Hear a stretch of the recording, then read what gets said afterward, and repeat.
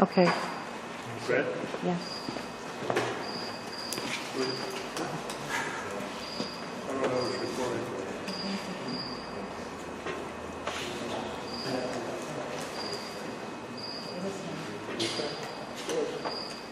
Okay, we're going to call the meeting to order. The time is 5:39.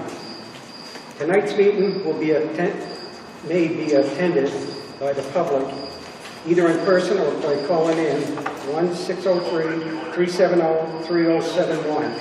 Public comment may be made either in person or email.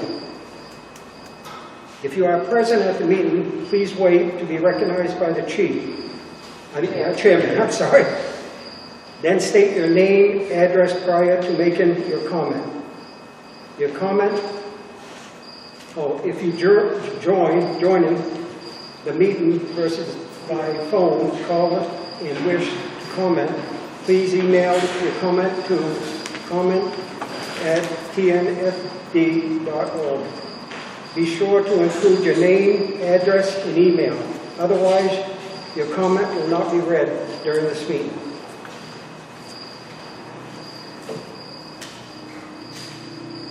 Okay, the first thing on the agenda, what we're going to do is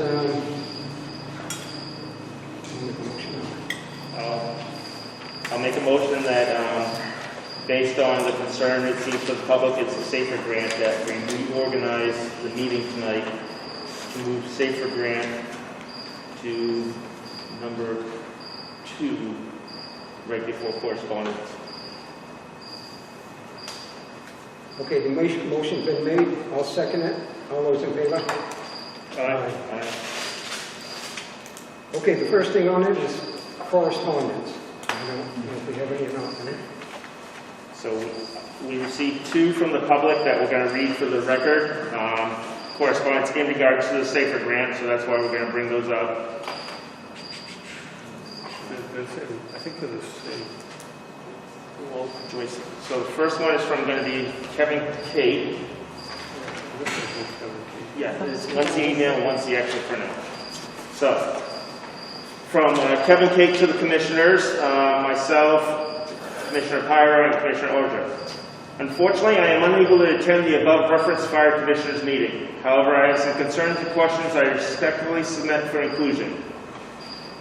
Why is the duly elected clerk not at regular scheduled meetings performing the duties and responsibilities of her office in accordance with Article 3, Section 3 of the Tilton Northfield Fire District Bylaws? RSA 41:16 states the clerk shall record all votes. This is not being done contrary to the RSA. Number 2. Why is Kathy Tobine, an employee of the district, attending meetings and providing advice regarding warrant articles, meeting structure, and applicable RSAs? Number 3, regarding the FEMA grant for funding additional full-time firefighters. Having watched the videos of the commissioners' meetings, as well as reviewed the written minutes of said meetings from March 3rd, 2020, to July 21st, 2020. The first discussion of a grant was on March 3rd, 2020. At this time, Chief Sitar informed the 3 commissioners that the grant money was available and outlined the parameters of use of said money. To summarize, Commissioner Silly stated it should not be applied for if the budget was approved and not to discuss it prior to or at the annual meetings, as it would muddy the waters. Commissioner Pyro stated that in no uncertain terms that the grant should not be discussed until the results of the district meeting were known. Commissioner Ozier stated that if other cutbacks were made, such as overtime, he would support it. The chief stated that if the grant was approved and the budget for additional personnel was not, then the grant should be declined. There was no further discussion regarding the grant until July 21st, 2020. At which time, a member of the public asked the chief if there were going to be new hires, and the chief stated that there would not be, as the public did not want additional hires. Part B of 3. Given that the 1-year cost for a single firefighter is approximately $90,000 plus equipment and uniforms, and that the grant only covers 75% of this cost, in the first 2 years and 35% in the third year, the taxpayers would need to fund an additional $111,500 per firefighter over the course of 3 years at a minimum. At the end of the 3 years, the taxpayers would be responsible for the entire cost of each of these firefighters, or they would be terminated. The likelihood of their termination is close to zero. Part C of 3. Given that the bylaws clearly state the Commissioner holds fiduciary responsibility as well as responsibility for developing and maintaining a department district employment policy to the governing body, and that there does not appear as though the Chief was ever given direction by the Commissioners to apply for this grant, the grant award must be refused as the Chief's application for said grant was beyond the purview, having not been directed to do so by the Commissioners. Additionally, the governing body to which you are responsible has clearly stated that it does not approve of additional funding for additional staff. Even the Chief recognized this fact in his answers to the public question on July 21st, 2020. Part D of Bullet 3. Given the firefighters must be hired within 180 days of the awarding of said grant, and that the 2021 district annual meeting may not be held prior to the expiration of said 180 days, thus not providing the governing body its opportunity to approve or disapprove of this expenditure. The grant must be refused. E of 3. Lastly, I have deep concerns with regards to what appears to be the lack of transparency, withholding information from, and manipulation of the governing body to which you are responsible, by not informing the public of the availability of these funds. I respectfully submit these questions and concerns. Dio Gradius, Kevin Tate, Hooksett Brenda Tool. The address is 43 Allen Road, Unit 2, Allentown, New Hampshire, 03275, with an office number and a mobile number. So that is the first one. Then we received, keep on? Okay. Then we received a second email dated Tuesday, September 1st, from Joyce Fulweiler. Okay. I'll read the larger one I can see. I am so pleased that Tnfd and EMS applied for and was awarded a grant to hire 4 firefighters. Fire and EMS services are in critical need right now, so we are lucky to be the only one in the state. I know we are still in the midst of the COVID pandemic, but the economy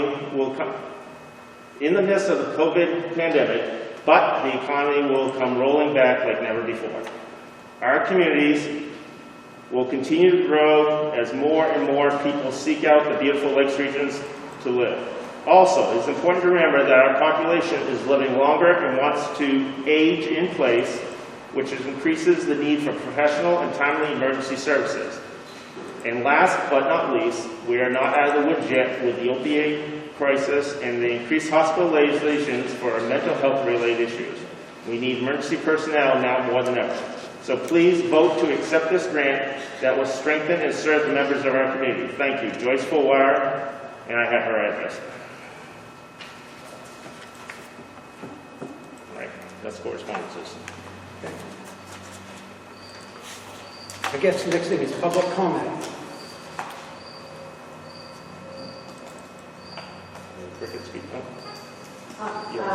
Before we go to public comment, did you want to talk about the emails that came in and maybe address them while you just brought them to our attention? I don't think that would be good timing. Okay, yeah.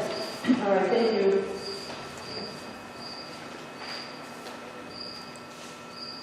So how do you want to do this?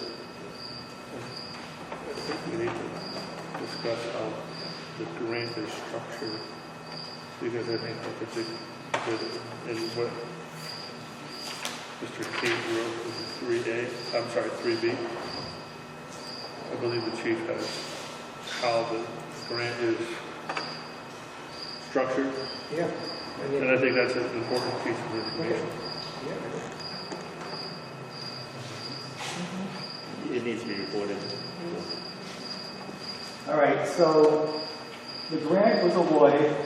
The total of the grant was $925,000 and change to be used over a 3-year period. It was broken down to $77,124.18 per firefighter per year. If you take that money and subtract the salary of a first-year firefighter, which is $43,970.28, of that $77,000, you're left with a balance of $33,159. Then you subtract the allowable benefits from the cost of an employee. When you add all that up, not counting health insurance, you come up with an additional $17,055.38, which leaves you an additional amount, a surplus of $7,139.43. So, really what happens is it depends upon if you have a balance or a surplus or a balance owed for an employee. It depends upon what they take for health insurance. If they take a single plan, and if all 4 employees take a single plan, at the end of the year we'll have a balance or surplus of $28,557.72.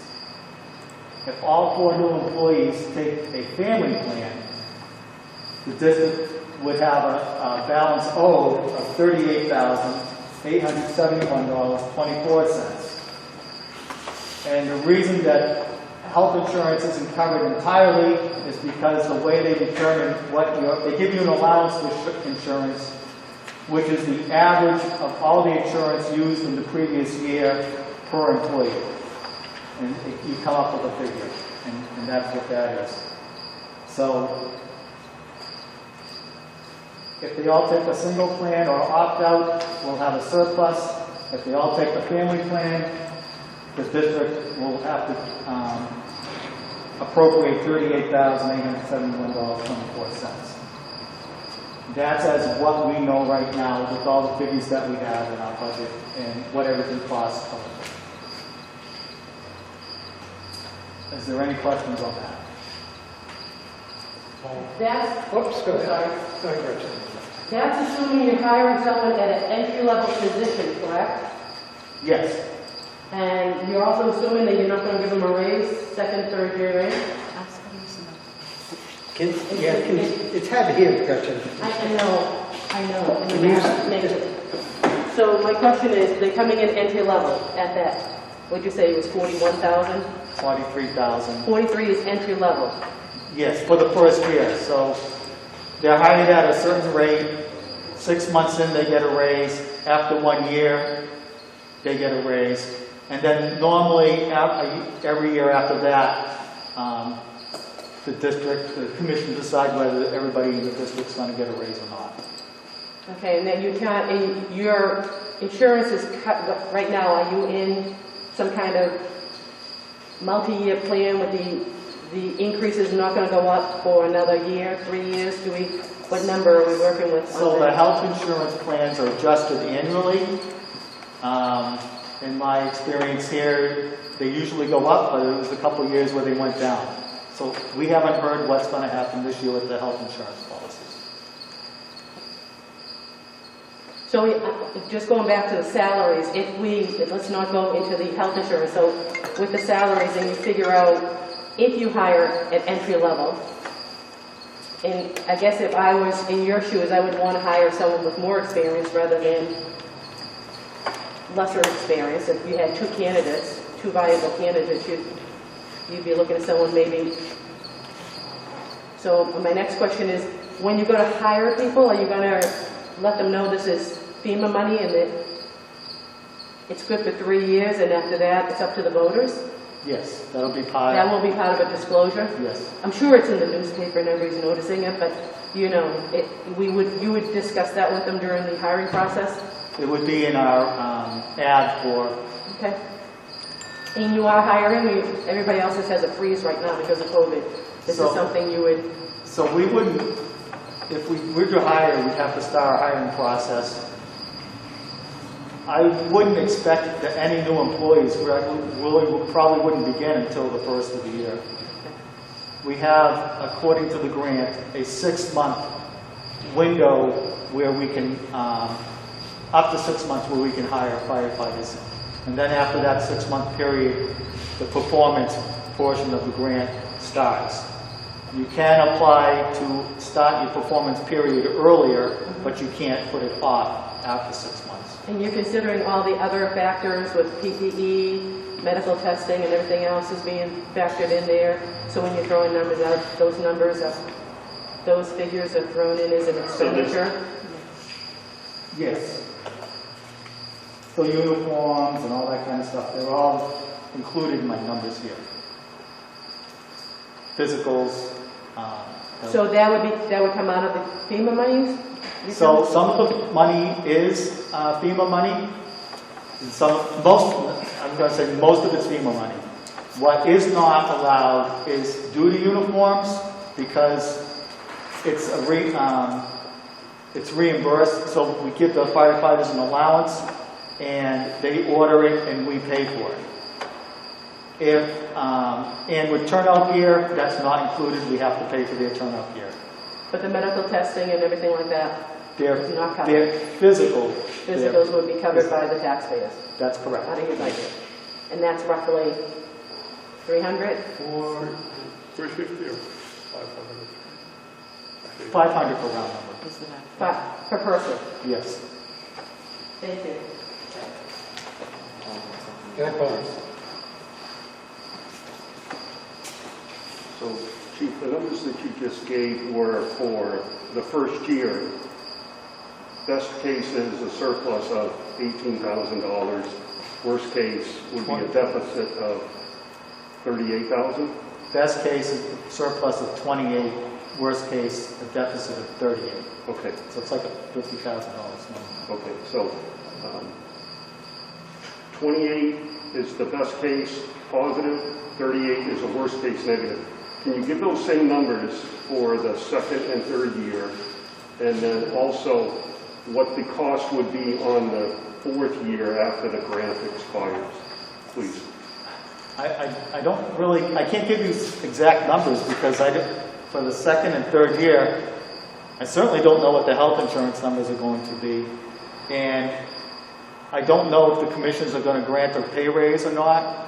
All those come into factors. And when I tried to do it, the variance became so wide that it didn't really, it was too confusing to try and figure out all the different variables. So I would think that would probably, if raises are given and health insurance goes up, yes, it's going to cost more.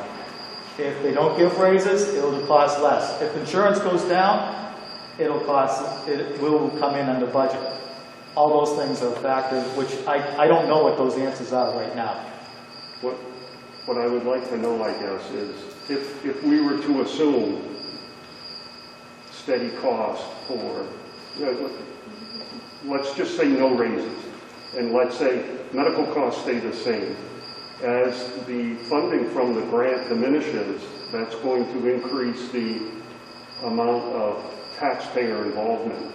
And what I'd like to do is get kind of, even if it's a general idea of what that cost will be in the second year, what that cost would be in the third year, and then what the cost would be in the first year after the grant expires. And conversely, so all we're talking about now is the fiscal aspect of it.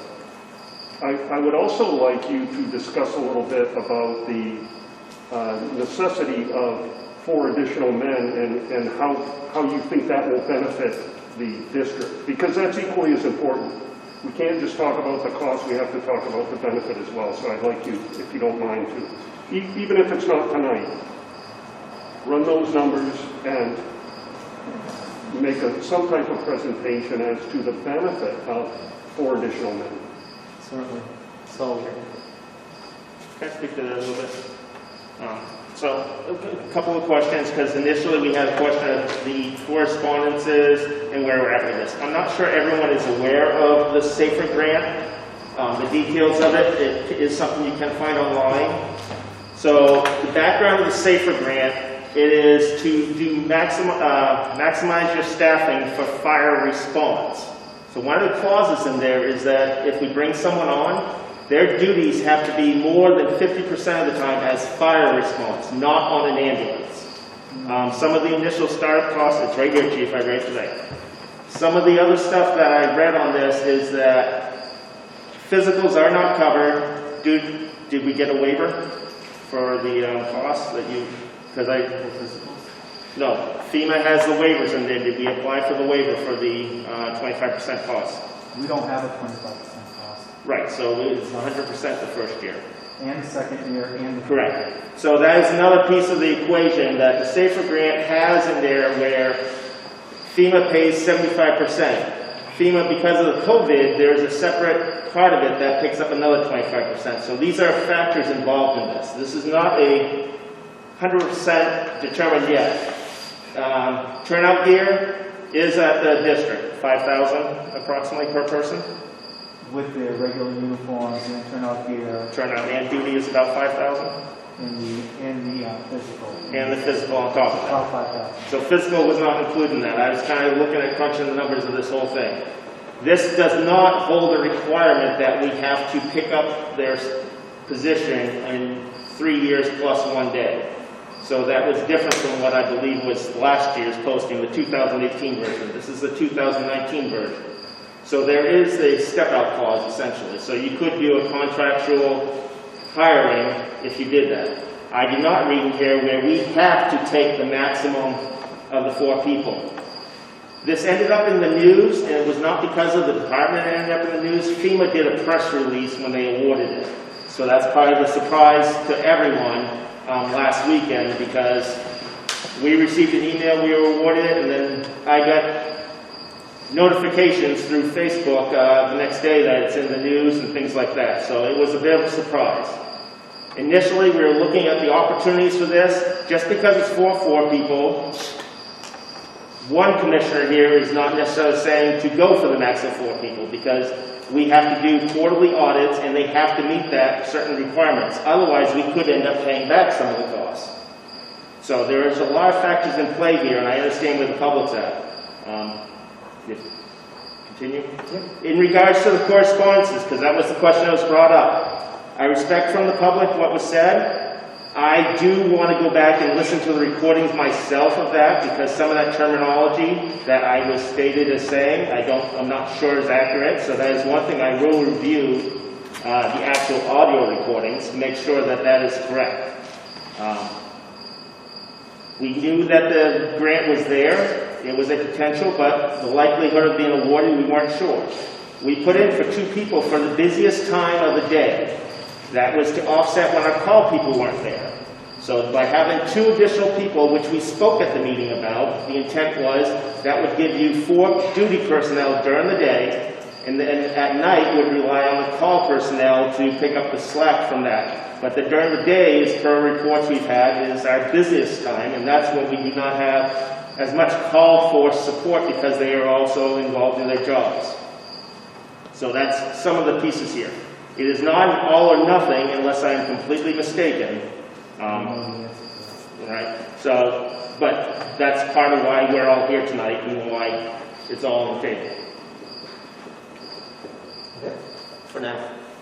You got anything, Eric? Oh, wait. Any other public comment?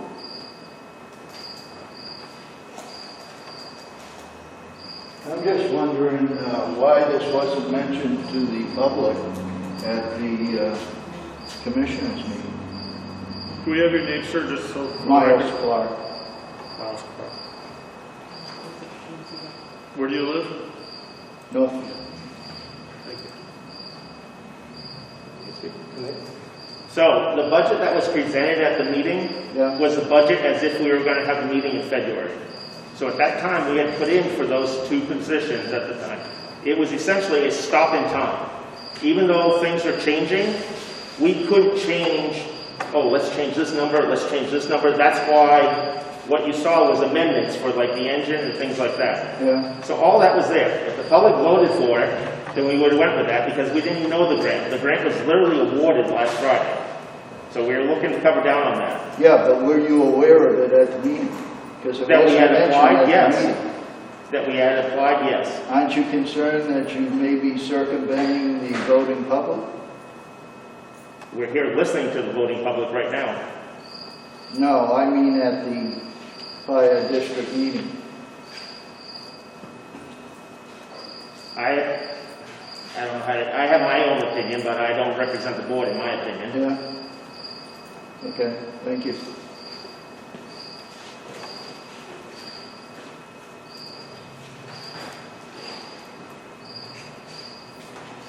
You said that if the grant were awarded, you'd have Well, gone we need to for put it. your name in for the record. My name's Kevin Mulder. Thank you. Or- You indicated that if the grant was awarded previously, you'd have gone for it. Say again, please. You just said, So, I know that my opinion, as one of three, if we had received the grant, the money that the public gave us for the grant would not have been used and gone back to the general public. so that would have been based on public approval. So if you would have went ahead with public approval, why do you want to go ahead and have no public approval? Do you recognize that you were told no more people, no funding at the annual meeting a month or 6 or 8 weeks ago? You were told no. We were told no funding, correct. No funding means no people. Because you can't have people with no money. So, I don't know why you guys think it's okay, no matter where the money comes from, to increase the size of the workforce when the people who pay the bills have no say. And just one last thing. There's going to be some elections before the end of this grant. Are any of you going to let those people go? If you all get reelected in 3 years, are you going to show them the door? Or are you going to put the money in the budget? Beg for forgiveness instead of ask permission.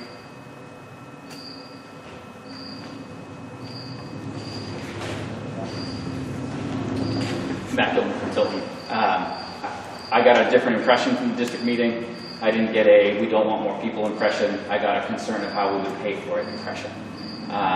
This is an unbelievable opportunity to have a way to pay for it. And to Mr. Waldron's point, you know, are you going to let him go in 3 years? Well, hopefully this gives us 3 years to come up with a plan as a community on how to pay for it. If we can't come to terms, we can't find a way to make it work, the voting body in the next 3 years says that they don't want to increase their taxes. That's the outlet that we have there. We've identified year after year. I've been here for 10 years, and we've been talking for 10 years about needing more staff.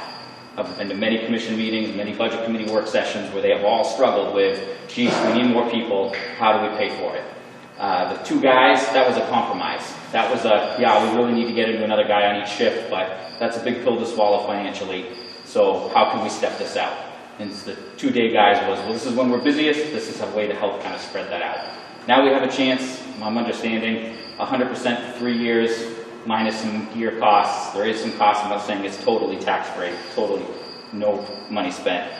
But this is an opportunity to incredibly reduce our burden as a district and also improve our service. Just my statement there.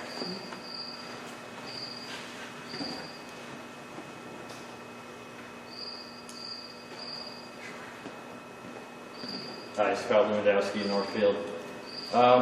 See, I echo what Matt's saying as well. That was not my interpretation at the district meeting as well, was no, you guys don't need staff. I think it was how do we pay for it. So I think this is a great way that the chief applied for, and I think something else to keep in mind is, and maybe the chief can speak more at the specific numbers, but I mean, a lot of departments applied for these grants. So the fact that we got one awarded here, I think is a huge, you know, third-party factor that's looking at our community, looking at our call volume, and somebody else outside of here is saying, hey, they really do need more people for X amount of reason. And I think we got to look at it too. Let's look at 3 years down the road. I mean, does anybody really think we're not going to be having the discussion in 3 years if we need more people? I think 3 years is going to put us, you know, where 4 people would be an ideal situation. So, you know, if we do pass on this money, I'd hate for us to lose the opportunity that the government's giving us, because the money's going to, you know, it's not just going to go back into our pockets, it's going to go to somebody in Idaho or some other department long outside of New England where we're not going to really see that benefit. So I just wanted to come out and show my support for it, and just, you know, that I think it's a good idea and I think we should move forward. So.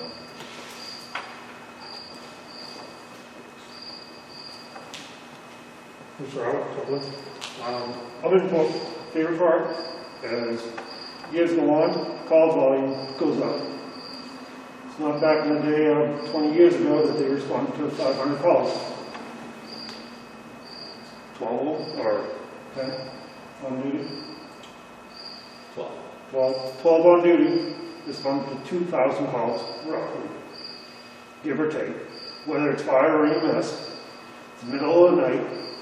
The call guys, they do the best, but they have jobs, they have lives.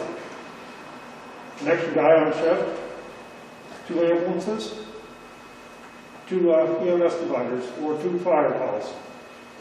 You guys had patrol, Cal Pasta, middle of the night, an extra guy at that call would have been a big deal. Use your fire.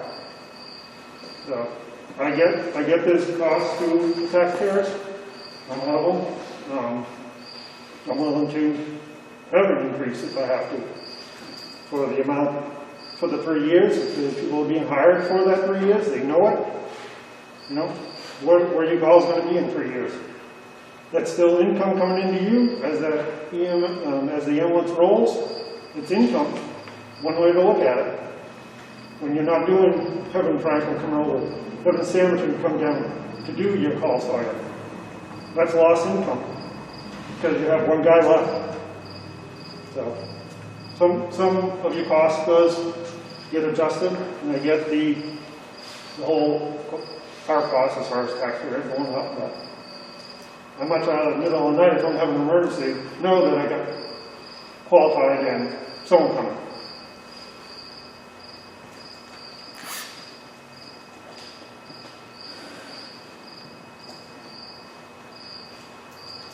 I want to make sure everybody got to speak.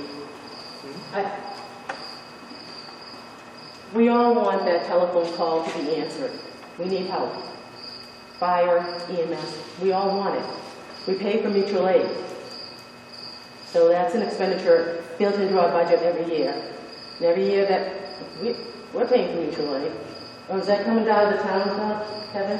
You pay for the dispatch. You don't pay for the service from the utility town. We're paying for the dispatch, and that's an expenditure, though. Sure, you're paying for the service of getting dispatch. Okay. You're paying for people to sit over Laconia and Lakes Region. like Mr. Duncan over there and call out people to the calls. Okay, so we're paying, but it's mutual aid. We call out for mutual aid. That's what the dispatch is for. So we have that. We have a community that rallies when we need help. We give when we can. We get when we need it. So you said worst case scenario versus best case scenario. So you roughly 38,000 times 4, right? That is 3 years. That would be 3 years, right? 38 times, so 40. So $100,000. 120,000 round numbers. So if we go worst case scenario, there's $100,000 that you have to pull out of your budget somewhere. That's a lot of money. That's a lot of money coming out of your budget. That right now, if you had to pull it out, it would be painful. I'm just saying, it's nobody's fault with COVID and the meeting and everything else. It's just the way the cards are being played. Everybody is running with this. My concern is, in 3 years, as we're talking about budgets, the state doesn't have a budget right now. There's no approved state budget right now. And the reason for that is the money is being put towards COVID.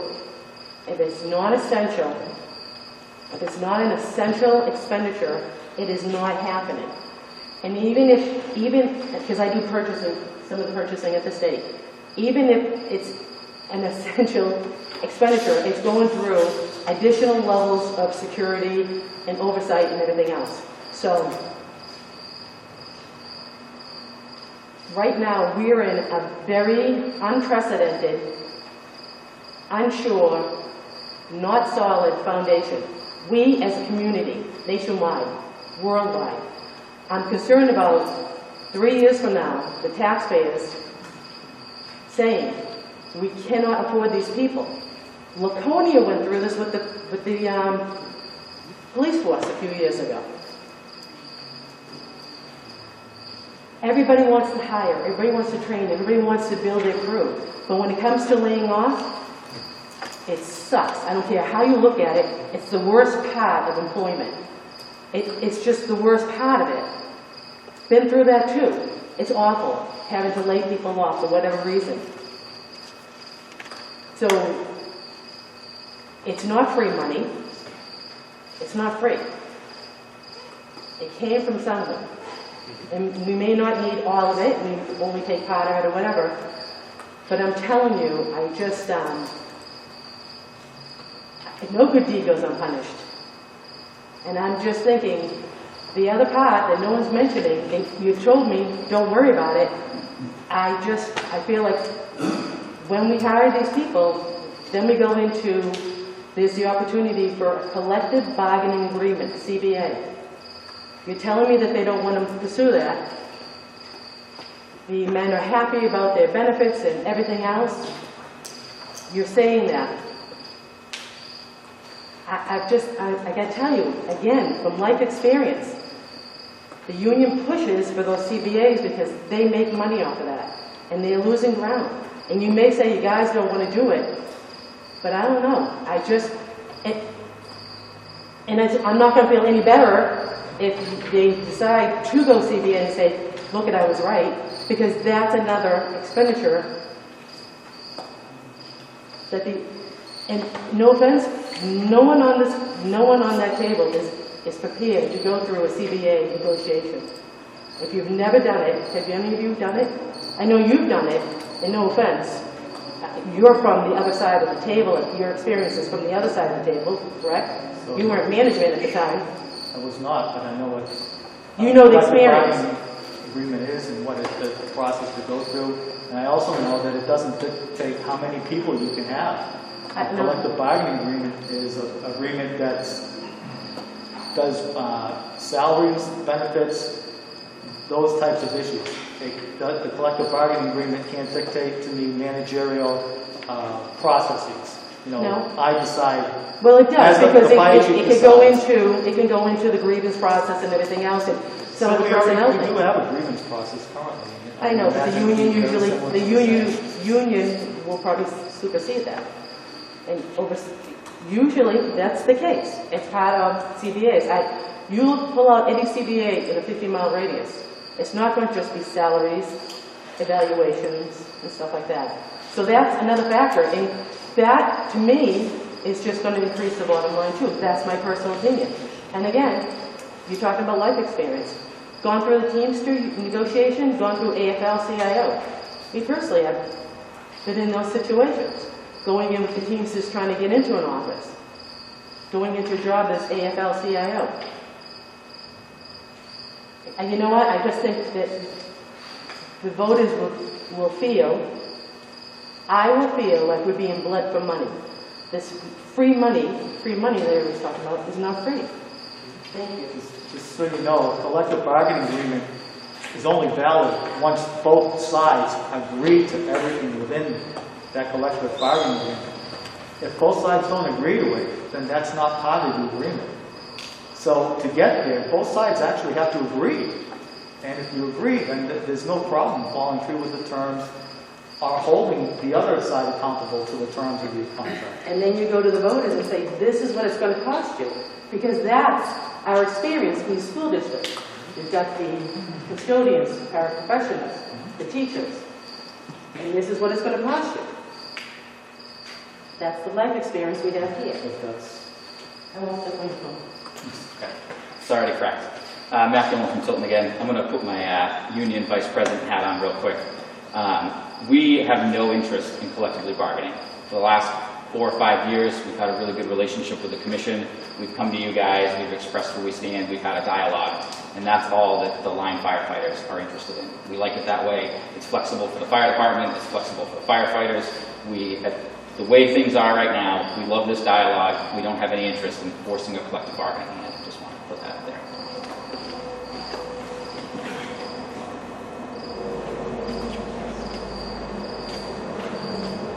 There may be no interest now,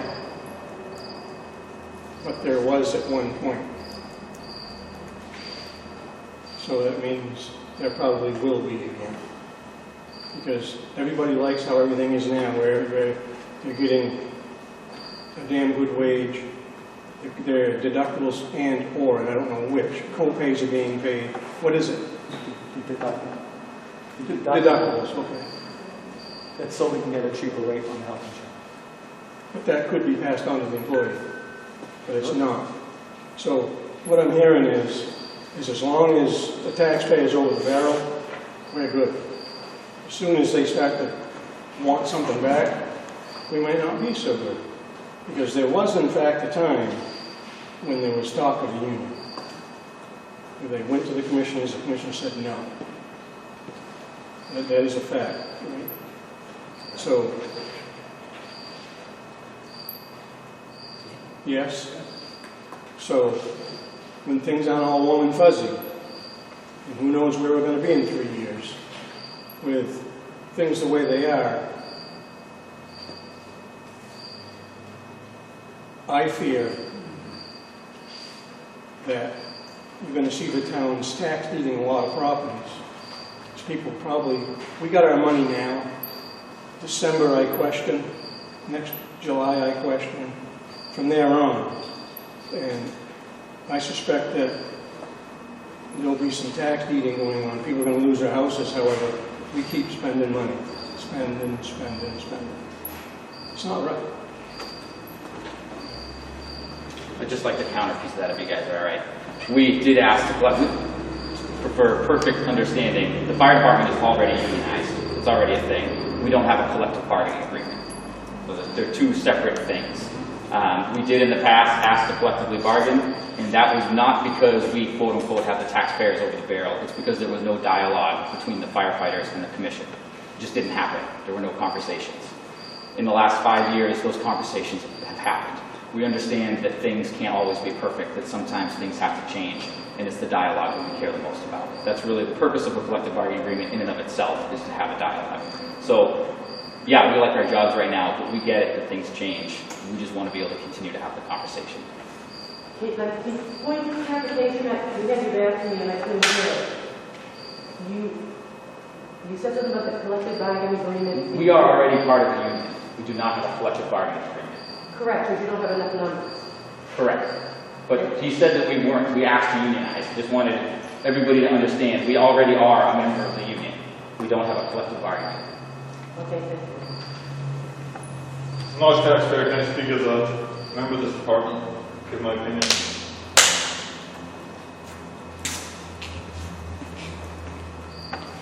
Travis, it all comes back to the call members. Call members can pick up the slack. Anybody know how many call members we have? Anybody? 12. Out of those 12, do you know how many are EMTs? 5 or 6. There's about 4 active. Out of those EMTs, do you know how many ALS providers we have? 1. And that's me. I work Monday through Friday, 7 to 5, 4:30. It's exhausting. Waking up, 10 o'clock at night. Because anybody in this room could be an ambulance. Knowing I gotta go to work the next day. Thank you to the chief for applying for this grant. Nobody's done it. Said thank you. It's crazy the disrespect that he puts up with. Because everybody wants to call it fear-mongering with the union, trying to slip by everybody. There's one ALS provider in this department, and that's me, as a call member. And if I don't go, you might be waiting for a Franklin ambulance. Well, I pay taxes in Franklin, so why is it fair that I lose my ambulance to come to Tilton? Just think about that when you possibly turn down these 4 positions. Thank you, Chief.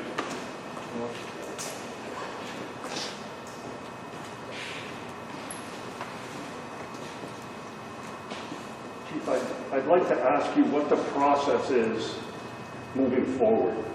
So it's a 3-year grant, possibly up to 4 people. What if, how can you address it with fewer than 4 people or with 4 people? What is the timeline for either accepting or denying or modifying any of the aspects of the grant? Can you just kind of expound on that a little, please? Sure. So we were notified that we awarded the grant on August 21st. I have 30 days from that date to either accept or decline the award. So that would be September 20th. We have to notify FEMA whether we accept it or decline it. Once we accept it, then we have a 6-month period of which to hire 4 firefighters. They granted us 4 firefighters, and that's the intent of FEMA, is for us to hire 4 firefighters. I don't know if we can adjust that. I don't know the answer to that. If we don't hire 4 firefighters, and they allow us not to hire 4 firefighters, they'll give that money to somebody else who will hire firefighters.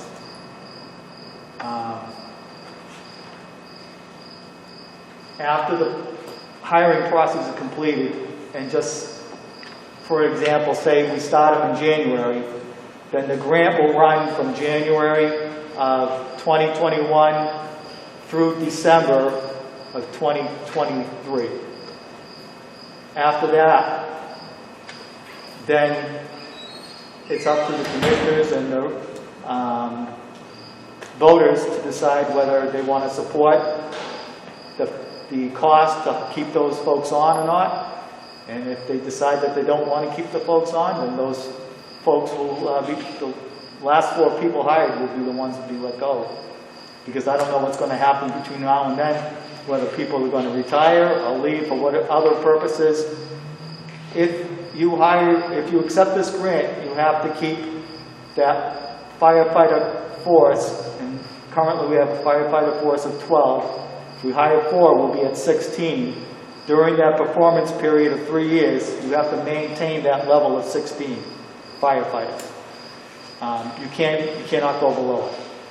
If you do go below it and you refuse to comply with the terms of the grant, they can come in and take the money, take the grant away, and tell you to pay back all the money that they gave you.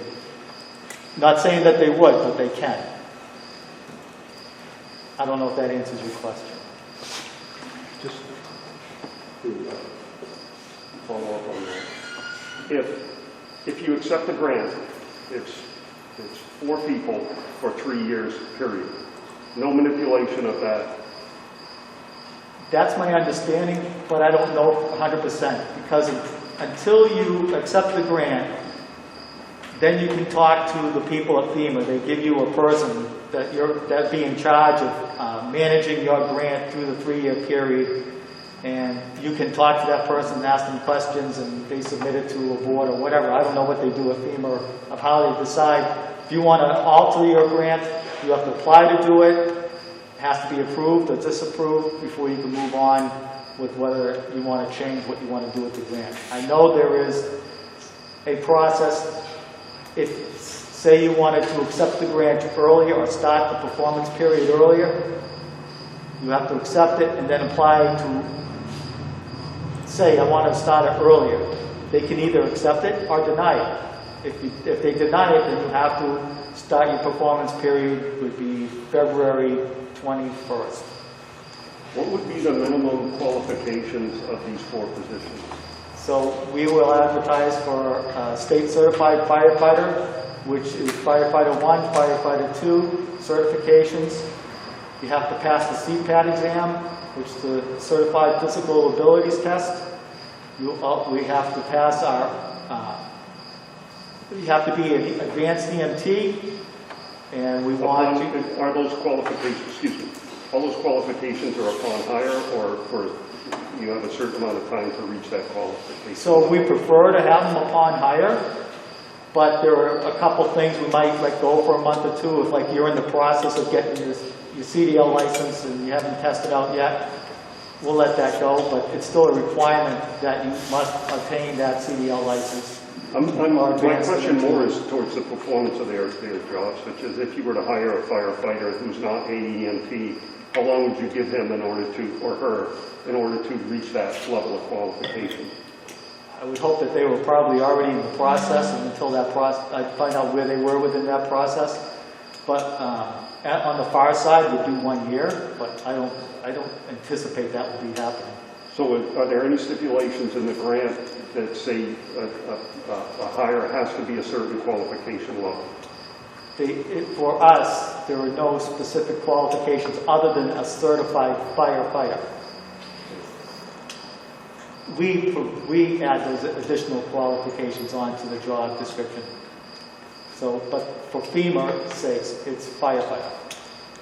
One last question. In the past, you've advertised for open positions and had little or no response of what you consider to be a qualified person. How is the job market now, and what type of applicant would you expect to get for these 4 positions? So, if we were hiring tomorrow, I think the field of applicants would be thin. We would probably look to try and attract candidates from other fire departments. But I know they're also running, the Fire Academy is completing a bunch of Firefighter 1 and Firefighter 2 certifications during the fall period. I know they're running a recruit class at the Fire Academy during the fall period. So by about the time we would really be accepting applications would be probably during that fall period where these folks would have their certifications, and we could put them through our hiring process, physicals, so that hopefully they would start sometime in January, no later than February. And when would you expect them to be up to speed, so to speak? Up to speed in respect... As far as being, if you hire somebody directly out of the academy, how long before you would expect them to be an AEMT through this program? If they're not already an advanced EMT, we would make sure they get that within 1 year. My question pertains more to the class of people that would be graduating from the academy, because that's kind of what you're hanging your hat on as far as the availability of qualified people. So most of the folks go into the recruit class, although I don't know them all. Most of them, from experience in my mind, usually already are either a basic EMT or advanced EMT. Some of them are already paramedics.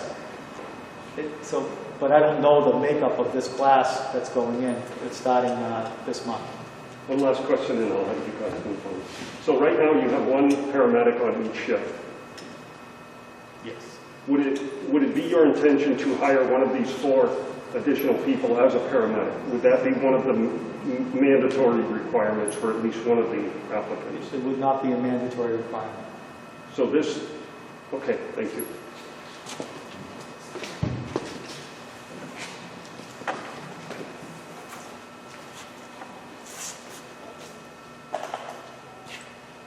Where do you put these 4 people?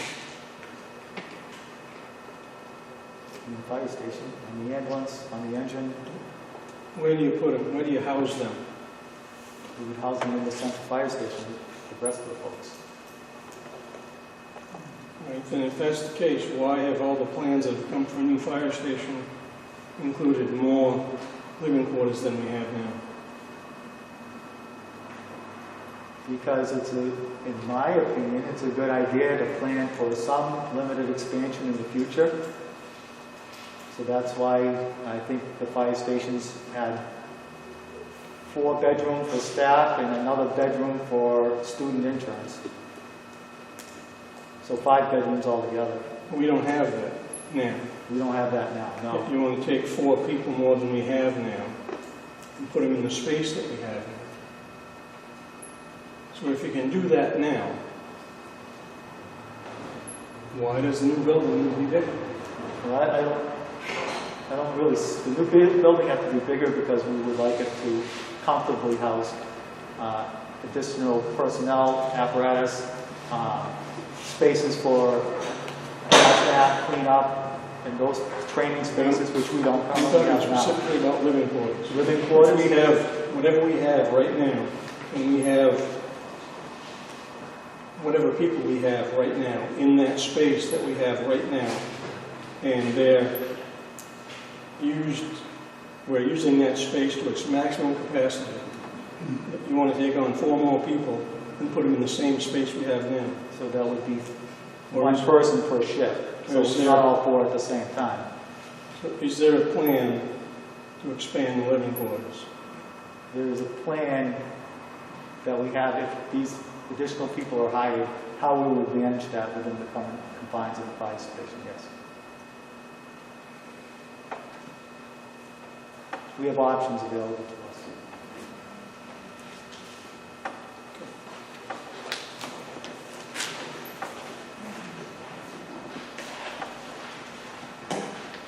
Diane Watson, Tilton. I have to say, I think it's a great idea because with covert and everything around, you could lose a guy for 14 days, and then you're going to be down a person. And I hear so many calls and hear other towns coming in. If I was in a car accident and your guys were on 93, it'd be great to have somebody come in from in town and not coming from Franklin, Laconia, or Samberton. There is a need for extra people here. And personally, I think if my house was on fire and all the guys were out, having more guys around. So I'm really, and I know the call company guys do their best when they can, but I think it's a good idea. You know, in 3 years, well, the towns don't want to go for it, which would be foolish because this is a necessity. You need to have fire department and EMS. This town is not getting any smaller. The roads aren't getting any wider. They're getting heavier and heavier. You guys can't be in one place, in all places at the same time.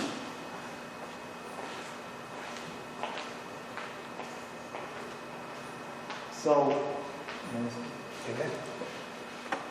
the primary reason for additional staffing, and it's 1 person per shift, and we have 4 shifts, so it's 4 people. The primary reason that it's needed is that 20 to 25% of our call volume, depending upon which month you look at, are for calls that happen at the same time. Approximately 70% of that call volume is EMS in nature, which means we need an ambulance. So somewhere between 20 and 25% of the time, we need 2 ambulances at the same time. We only have 3 guys on duty, you can only do 1 ambulance. If we had that second person available, that 4th person available to run that second ambulance, we could run 2 ambulances at the same time. By running 2 ambulances at the same time, that decreases our need for mutual aid ambulance response. We, on average, off the top of my head, I think we probably use mutual aid ambulances, probably transport 10 to 12 times a month for us. Maybe a little less, maybe a little more. I don't have those numbers directly in front of me. But the average collection rate for every time we transport somebody is a little over $500. So just for round numbers, we're going to collect an additional $5,000 a month just because we have that second ambulance available to us than what we collect now. That second ambulance also becomes available for mutual aid too, where you could probably collect a little bit more, but I'm not even considering that. Just in Tilton Northfield, our fire district, having that additional person on board is going to allow us to collect an additional $5,000 in revenue per month.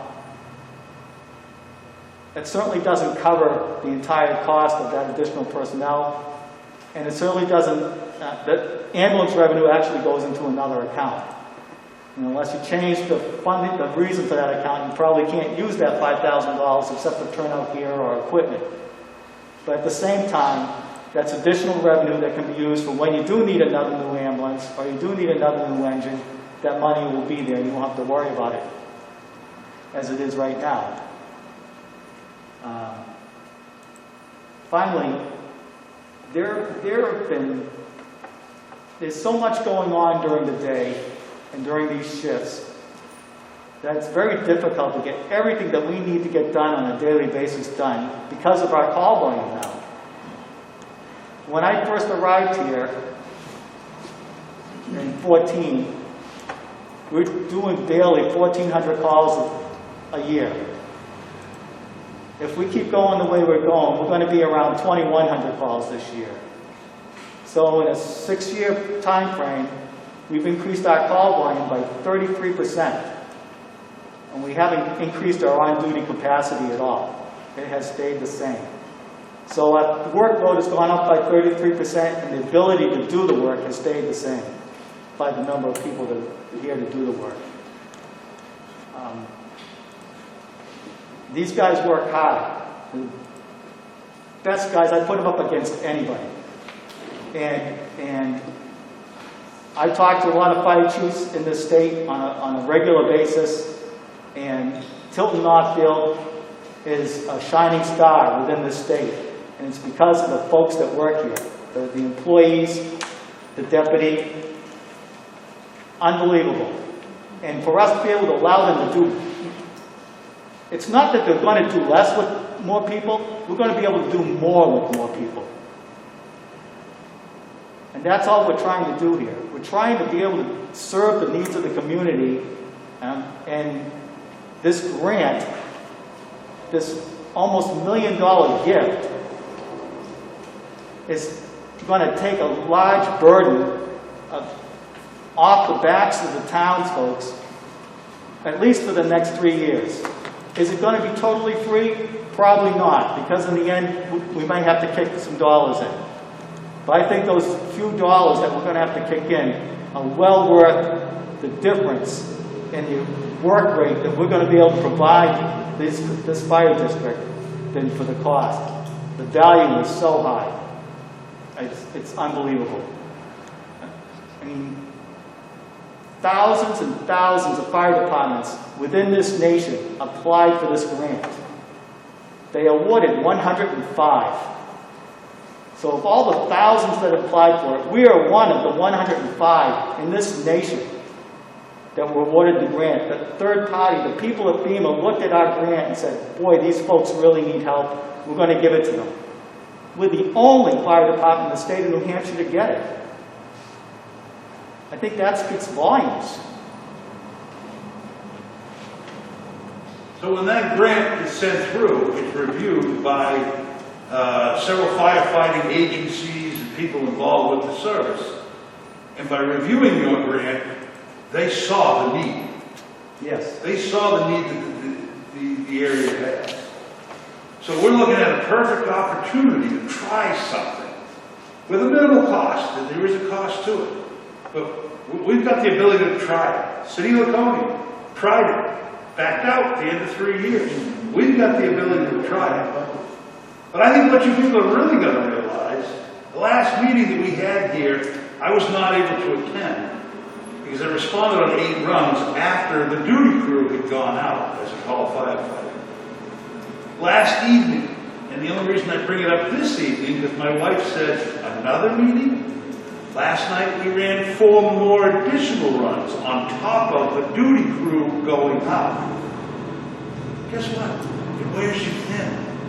And when you're a call firefighter and you just left at 6 in the morning, you got home at 5:30, and I'm going to mow the lawn. Oh, no, you're not. You're going to go cover 4 calls that the duty crew couldn't.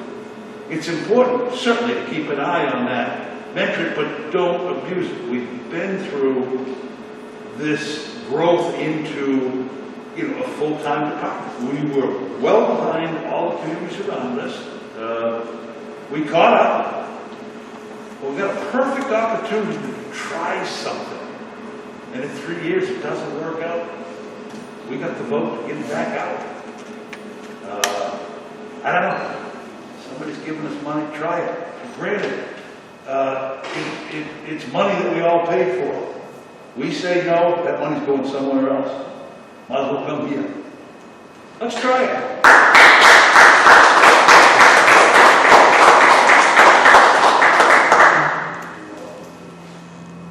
Plymouth applied for this grant last year too, and then they didn't get approved. So that should tell you guys something right there. I'm sorry, who applied for last year? Plymouth Fire Department. Thank you.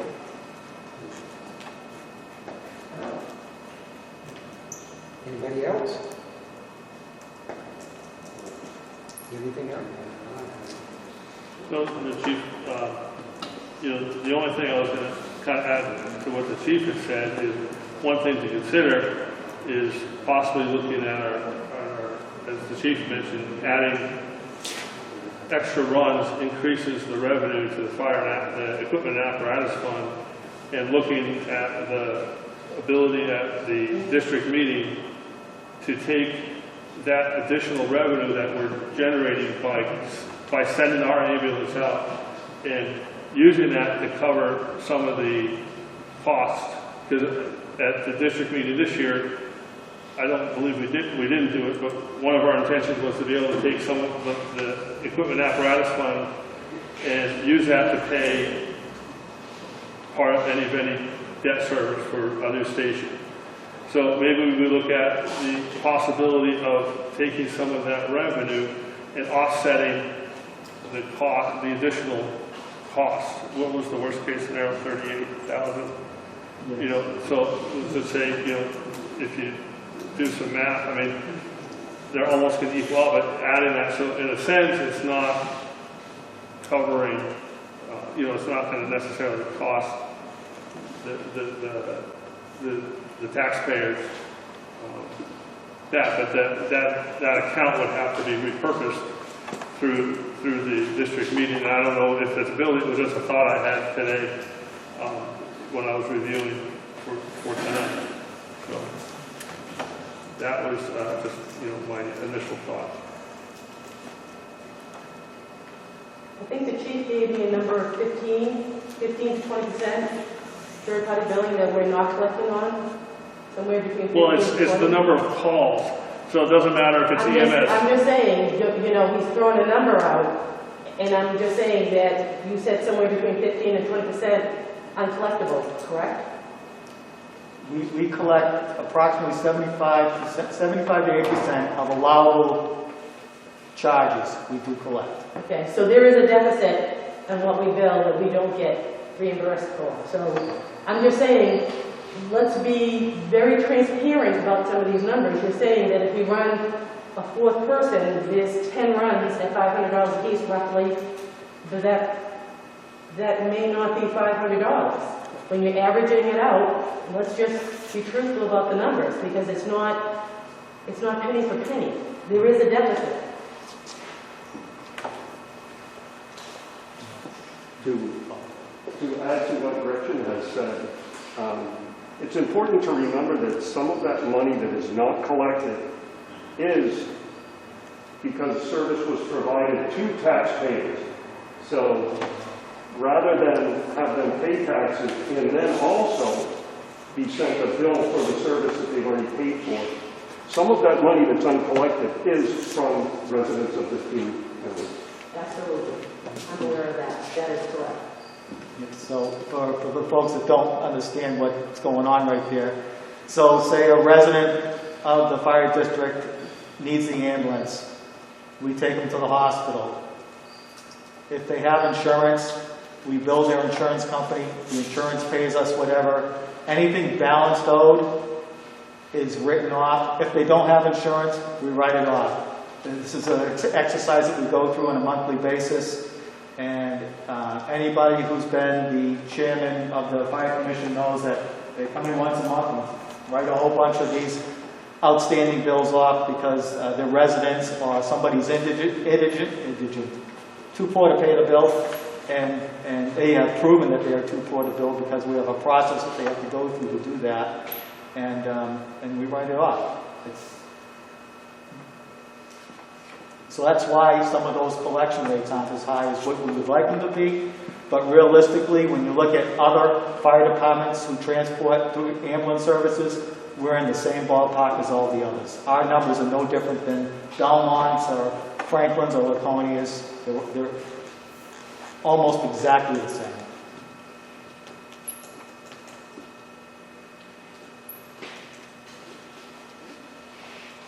Anybody else?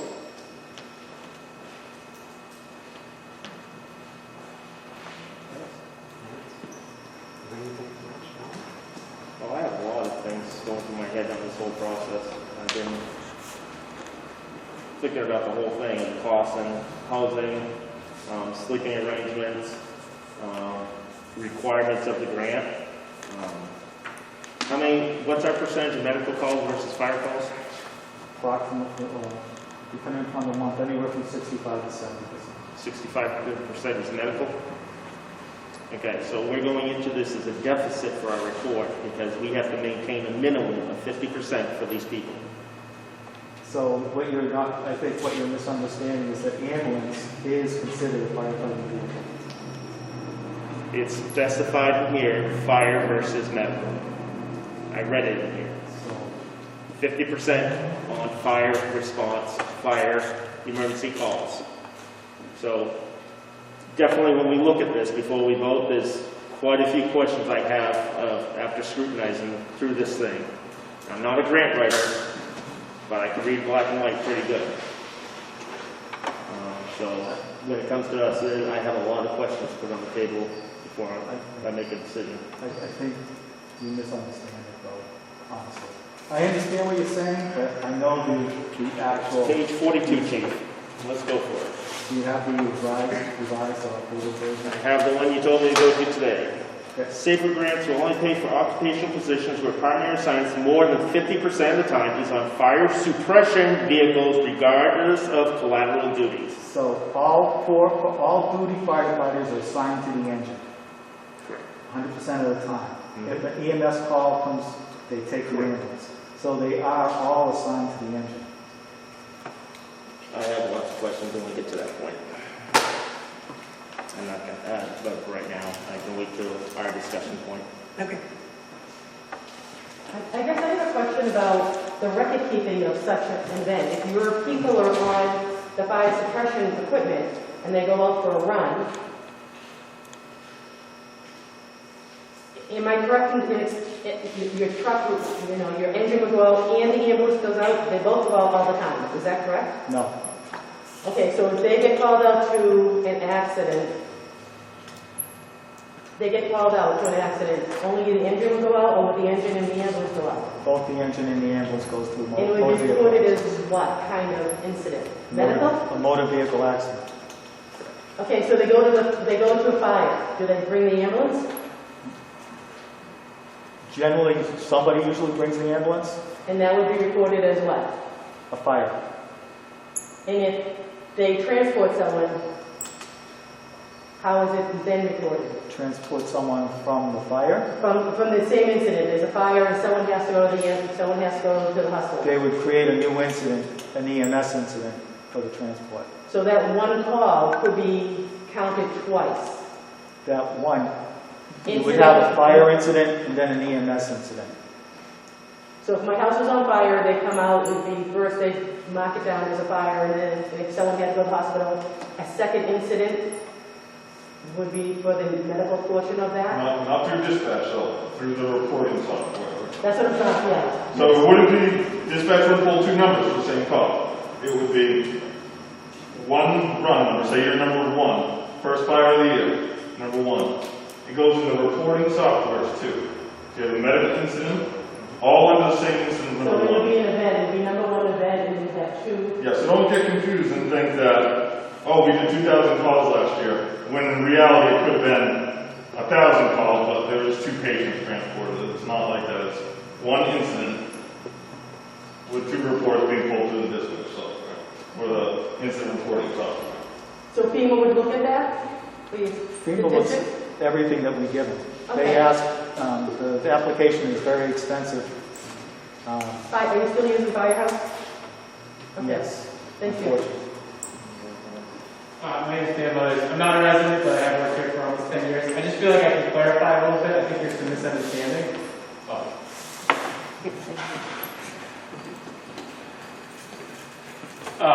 I feel like what the chief was trying to say is that by being on duty, we are assigned to the fire engine. Every day we work, we are always expected to respond to fire calls. I think what the grant is trying to specify is that it can't be used to fund ambulance-only personnel or administrative personnel or training positions. By showing up to work on shift, our firefighters are assigned. If there is a fire call, we are going on it. So I don't, and Chief, correct me if I'm wrong, I don't believe FEMA is tallying our calls, saying what percentage is fire, what percentage is EMS. They just want to ensure that the personnel that these funds will be used to hire are capable and prepared to respond on a fire apparatus. Is that correct, Chief? That's correct. Okay.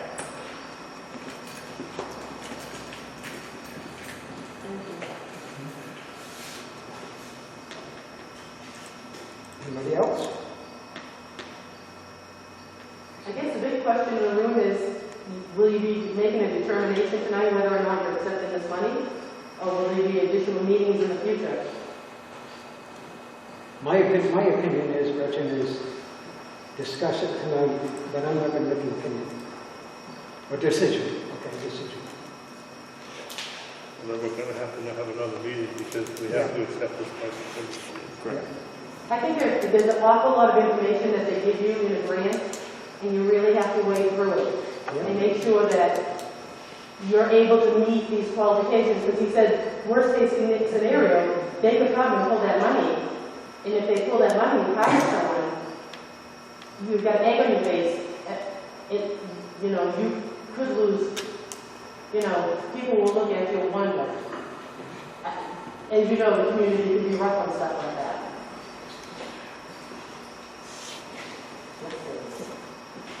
The thing is, Gretchen, we got approved for the grant, where, like I said, Plymouth last year applied for it.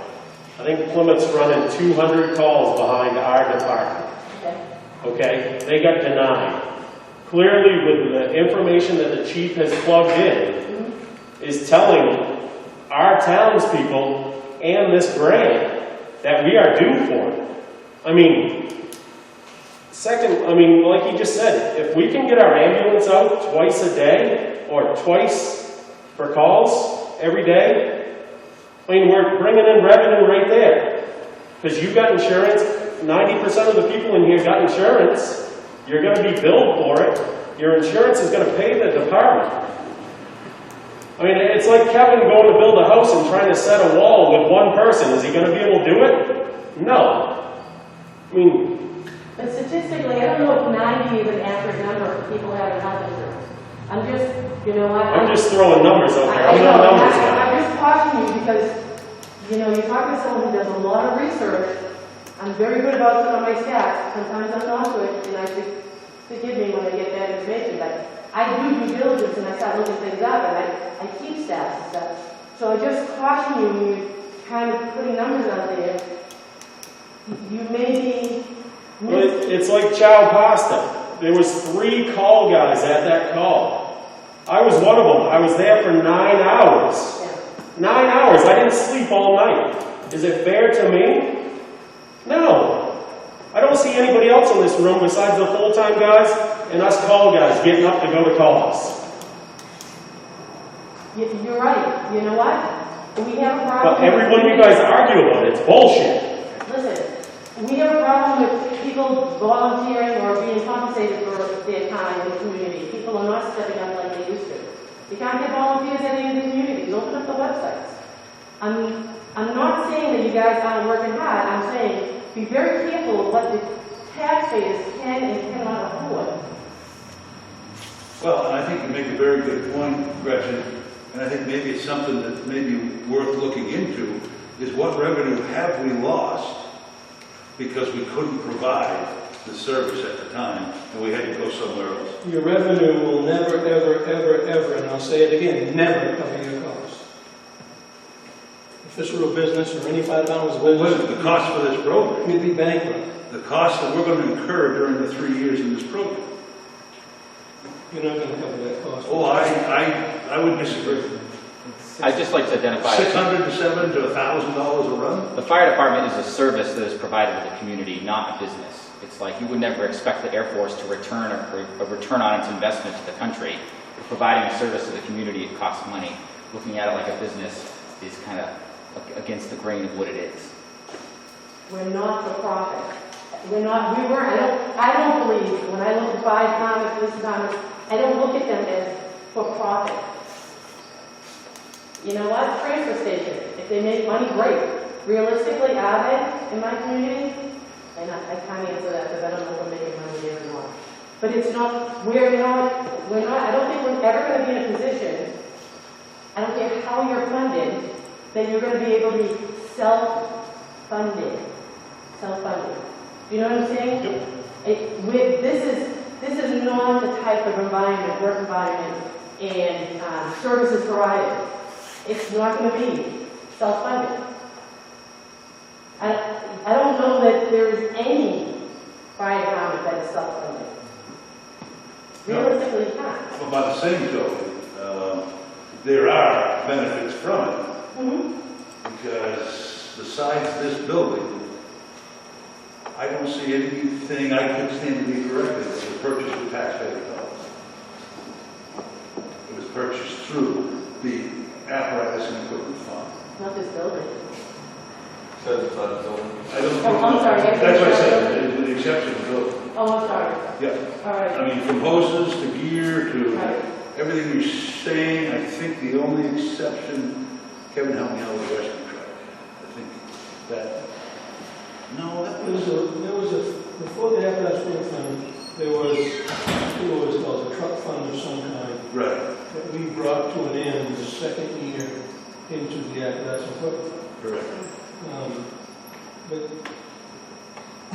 The rest of it is paid off from that fund. the apparatus work fund was set up.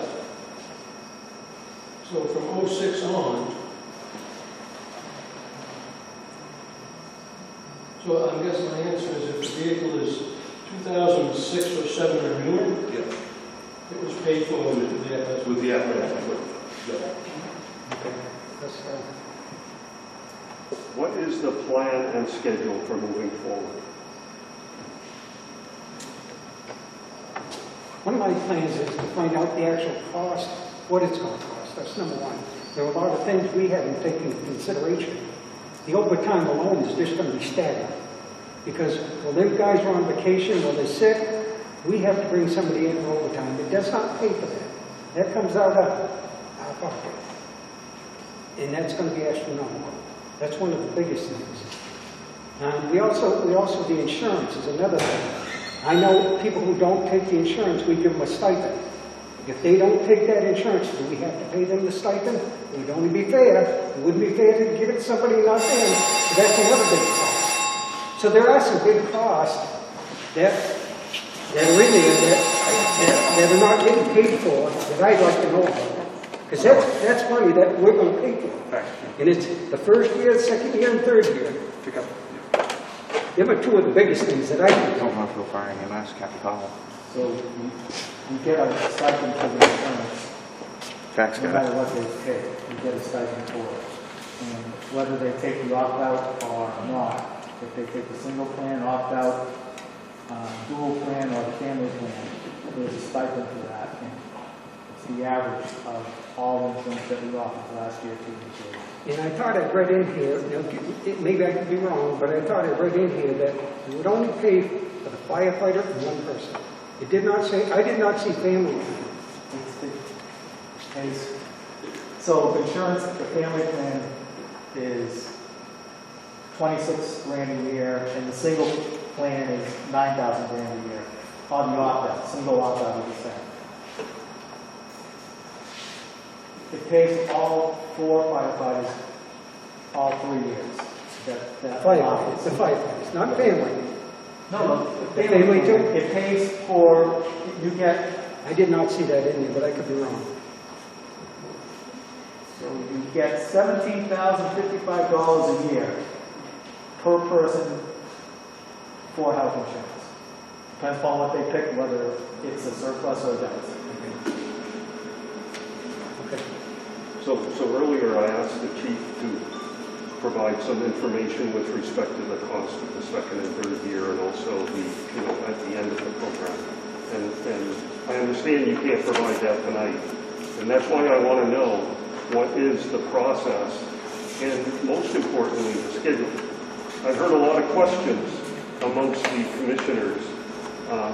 So I suspect that there's a lot of answers that need to be generated. What do we do moving forward? Are we going to discuss this again in a week? Because we only have 3 weeks left. So that's what I'd like to know. Is what do we do moving forward and what's the schedule for doing that? I have the calendar. I think I'll be over at a point to vote on it tonight. This was to get information in our areas of concern.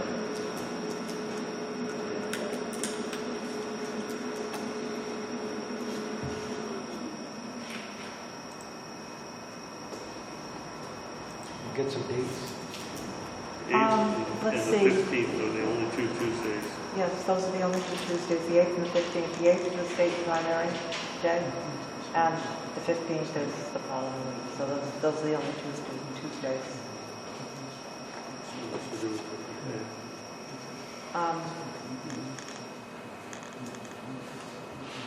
It makes no difference to me for both days.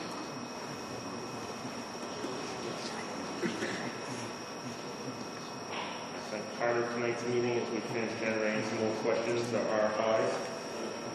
And then it'll take 3 or 4 days to acquire that information. So I think the first one should be probably 8.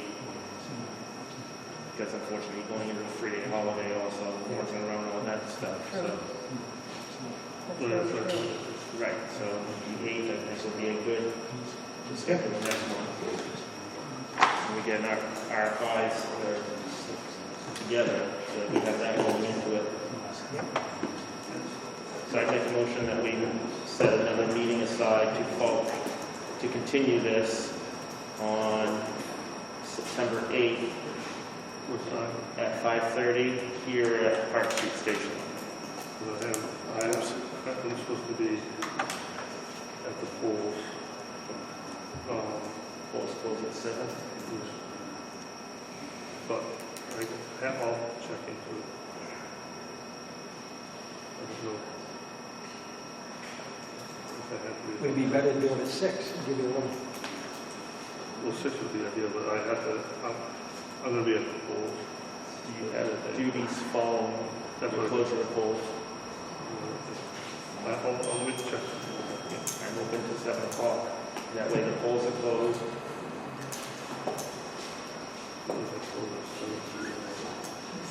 I think I have that phone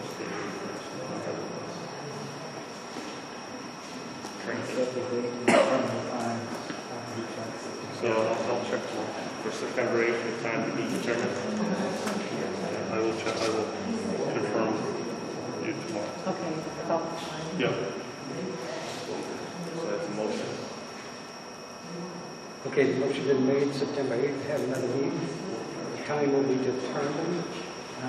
I'll second it. And move it second, all those in favor? Aye. Everybody could submit their questions in writing, so Thank you. I was going to suggest that. Absolutely. And if there's some way to distribute that information beforehand, that would be great. Maybe we have tonight, we'll probably come up with a good list. I have a feeling that quite a few questions will be generated, so I can give you an opportunity to work on it, to look into it over the next few days. So that would be my thought. given the fall scenario, the worst case scenario, you said no health changes, no pay raises. The worst case scenario over the course of 3 years is approximately $120,000. We're already doing, that's up to the public. I mean, it'll be part of our budget next year that we'll be going into a deficit. We're already into a maintenance deficit this year. Later on about that. Yes. So we're all set for that? So we made a motion, is there continuation or table? Well, I think we should We still have to talk about this. Yeah. Okay. We just decided that we're gonna have a meeting on the 8th. Work that. So close out the safer grant part of this. Do we have to make a motion for continuation? You don't have to, okay. Just trying to make sure.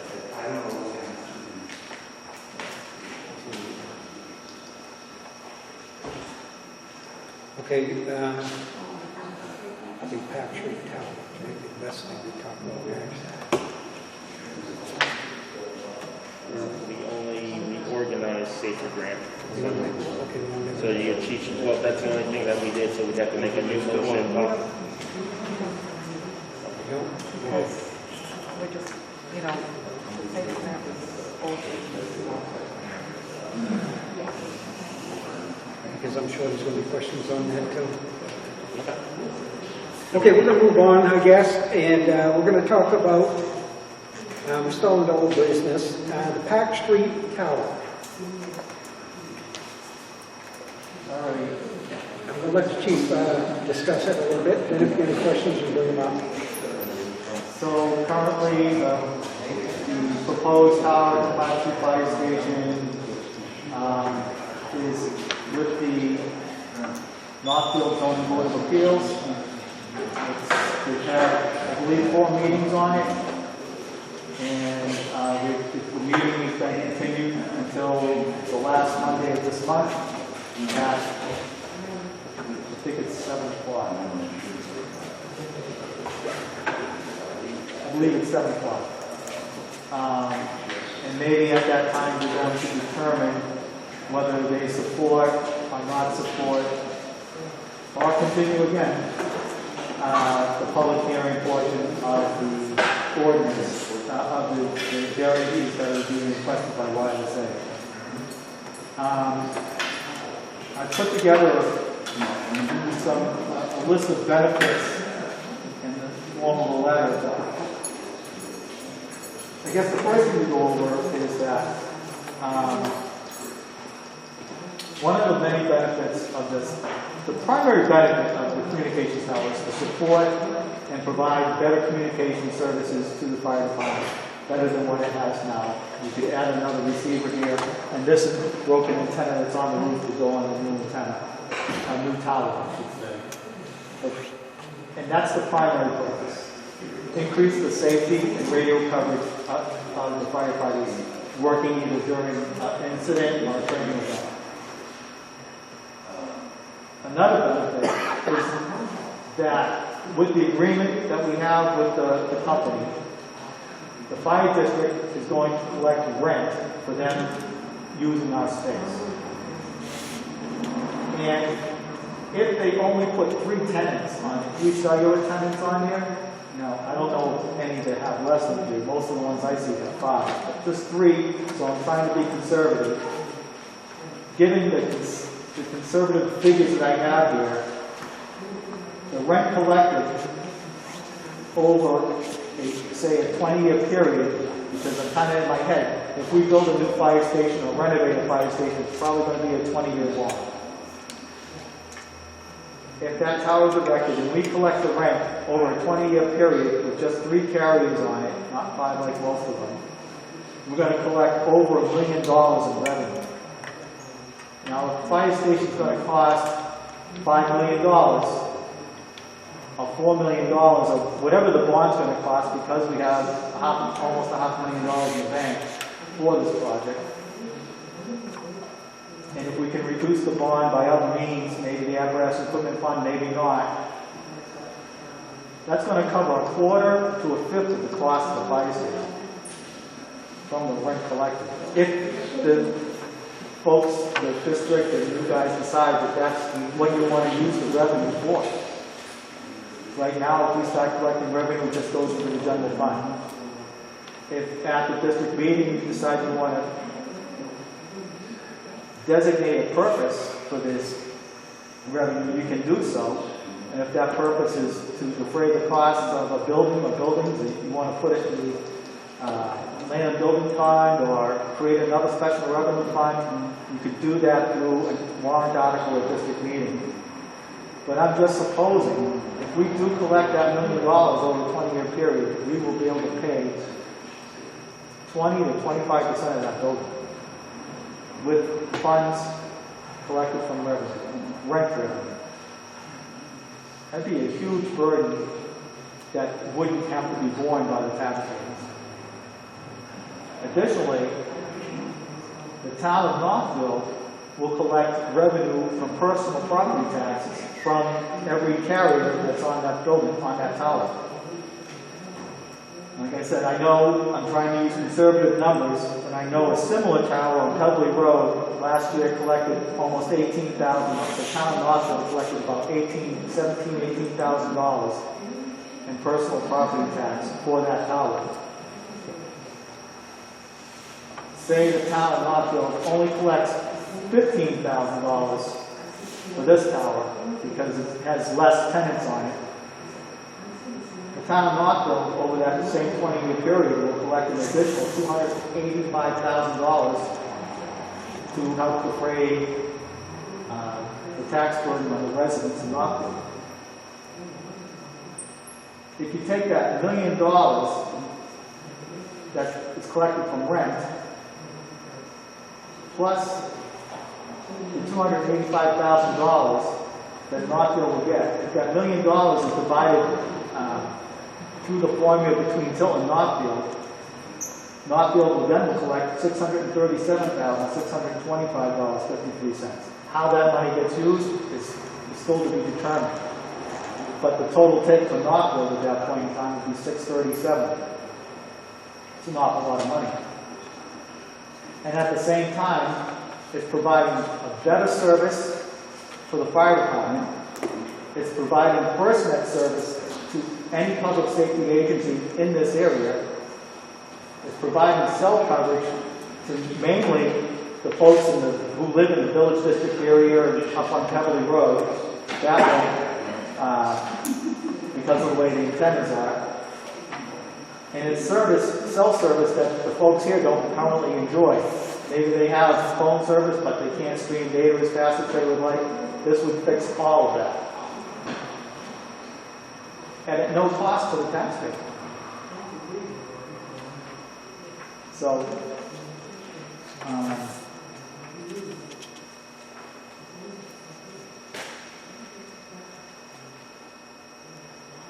revenue, personal property, and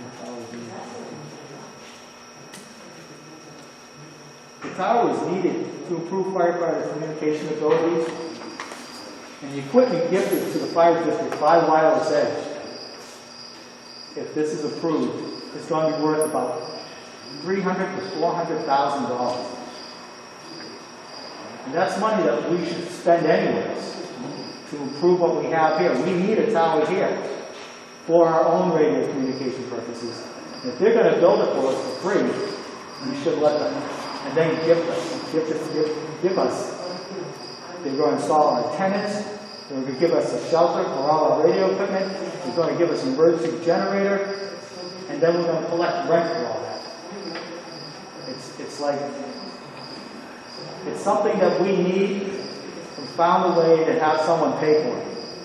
And then we collect rent for it in addition.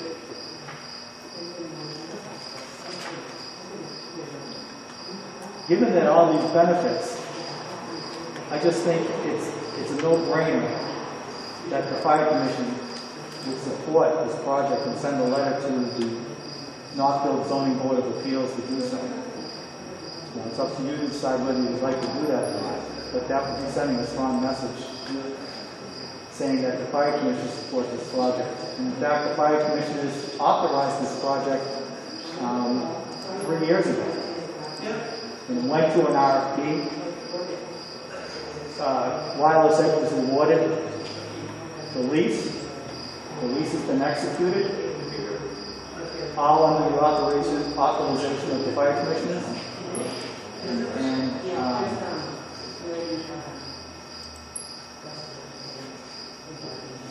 And I think the Zoning Board of Appeals is having trouble making a decision. In the last meeting, they didn't have enough people to come to they didn't have enough, they only had 3 people there and they couldn't make a unanimous decision one way or the other with the zoning board of appeals. State law requires 3 votes in the affirmative or 3 votes in the negative. If you don't have that, then nothing happens. It's my understanding. So, I'd entertain any questions.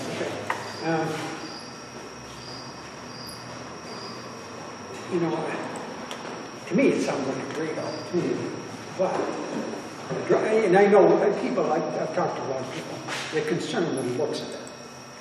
For me, I mean, after a while you see something, you don't even see it anymore. That's the way I feel, but. So like I said, I think it's a great opportunity myself. That's my opinion. I can address the looks of it. Back in August, they did a balloon test, so people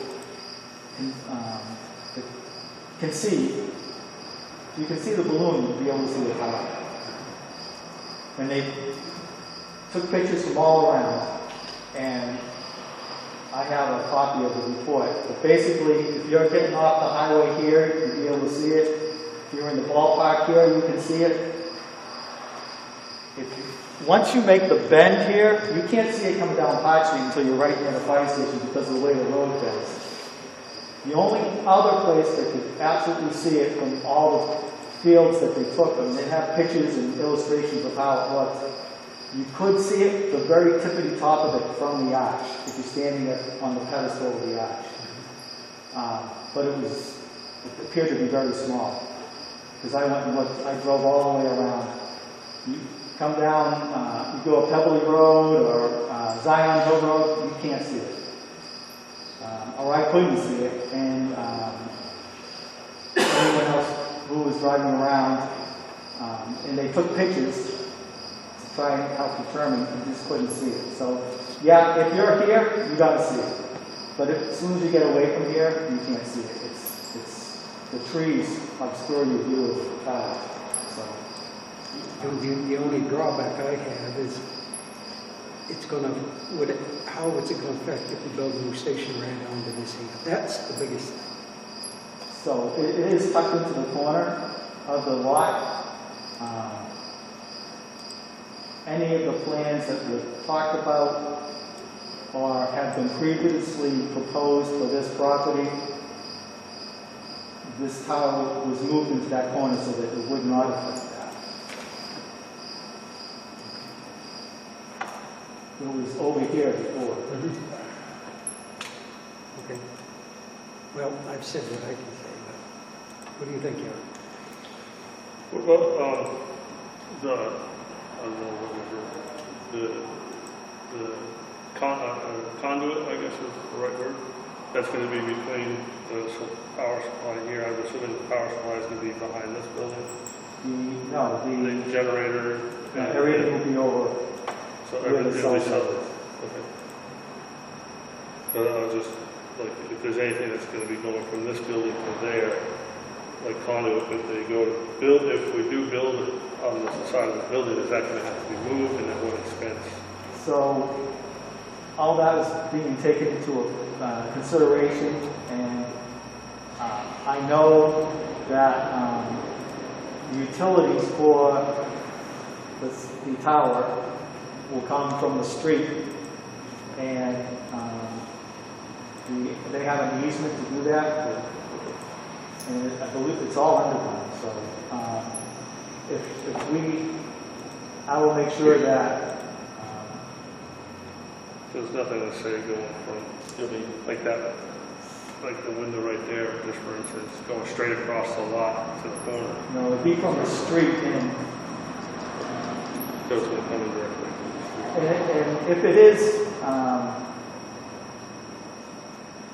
is in the way of the building, I'm sure we can engineer a way so that it can be buried underneath the building in conduit where you can pull from one side to the other. If you underneath the slab, and it's like piping underneath the floor of this. Okay. What's your opinion? My opinion?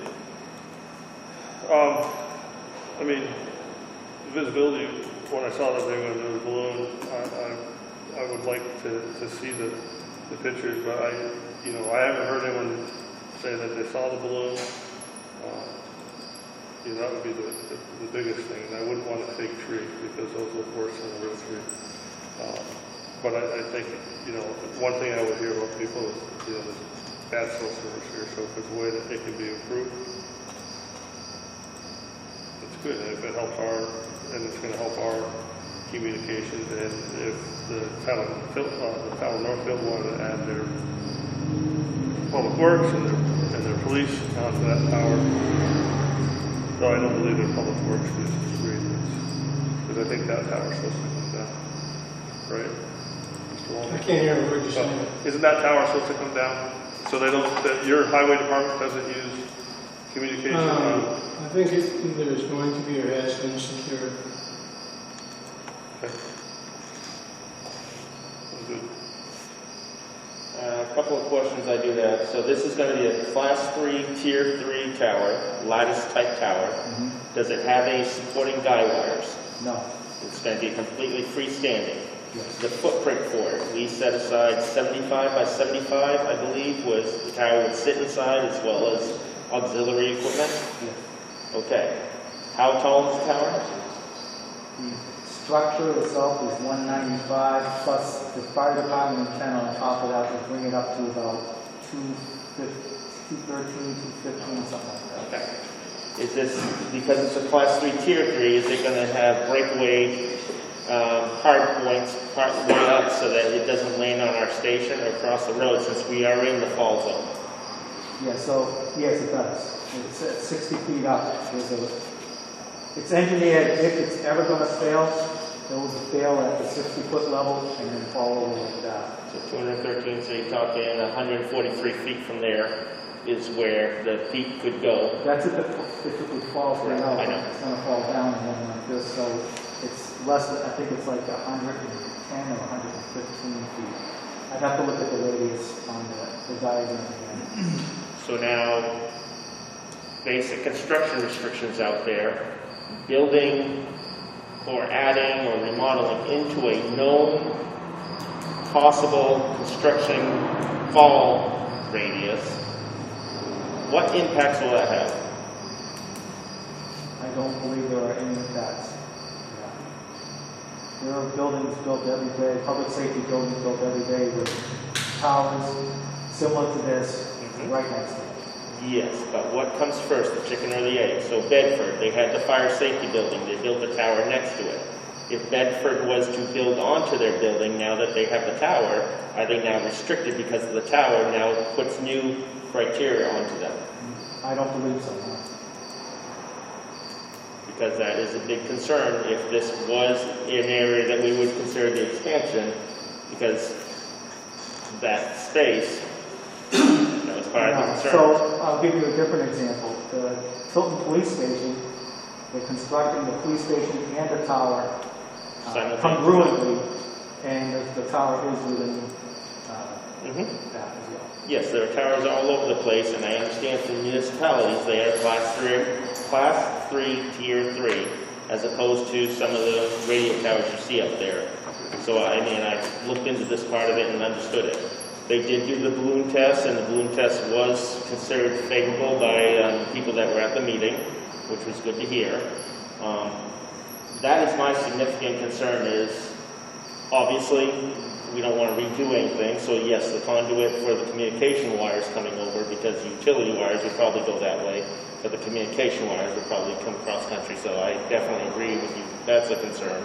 So if what's in the lease that we have is an agreement that they put a pole box for us, for the conduit that would be coming to this building, would be a pole box. And if we were to change anything and have to change the conduit if we had to, put new conduit back to the new pole box. So all that has been engineered into the design already. Now, what about, because yes, they don't normally fall, but if they do fall, what about the impact of the escape route for this area for a significant hurricane? So The fall zone for this tower, it would have to fall, tip over all the way from the base, not from its engineered fail point, if that's what you want to call it. It would not reach Route 132. What about the highway? It wouldn't reach the highway, it's not even close. Okay, so it's far enough back from southbound. Yes. Because obviously that's something you need to consider, is if the significant hurricane winds and all that, the evacuation route, yes, exit 20 is a bypass, other ways are too, but that is a primary evacuation route. Sure, it doesn't even come close to the highway. And you've mapped it out on a map to verify Yes, that? I have pictures with Okay, I haven't seen them, so that's the reason why I asked the question. So I can give you an example. Worry about hurricane winds or things like that. The towers that we have around here, most of the ones that we have of this style are on top of mountaintops, like Kearsarge and Belknap. I dare say that the weather on top of those mountains are much more severe than what we see here in the valley. And those towers have been up for quite some time and have not failed at all. So these are engineered not to fail. The likelihood of that tower falling is much less than one of us in this room dropping dead within the next minute. It's more likely that one of us will drop dead in the next minute than that tower will fall. Not to put a curse on anybody, but that's what it is. But no offense, but Florida never expected to get hit with true hurricanes a day apart. Things happen. So yes, it's not likely to happen, but this is 2020, and we've seen it's been an interesting year. What we would never have expected. So you can't forecast for the future that it won't ever happen. It's not likely, agreed. And if it does, what's the catastrophic if it did? So it's a risk assessment type planning. So I understand where you're coming from with that, but we can't just say, oh, well, it's going to make it. Because 2020 has... There's no 100%. Correct. It's the highly unlikely that it would fail. Yes, I agree with that statement then. And I know a lot of folks have said, well, I've seen towers failing.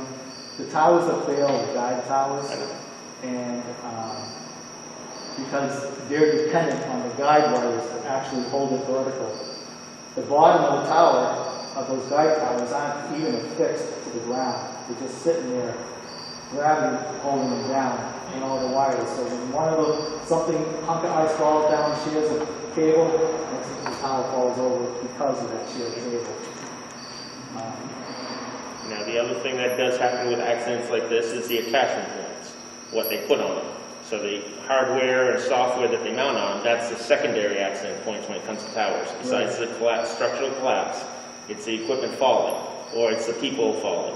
What kind of safety mechanism going up, liability and things like that? Is there going to be a fall arrest cable the entire way, or how do they have this one planned? So the folks that are climbing these towers have to be certified to climb them with the proper safety equipment. They have to have at least one attachment point at all times.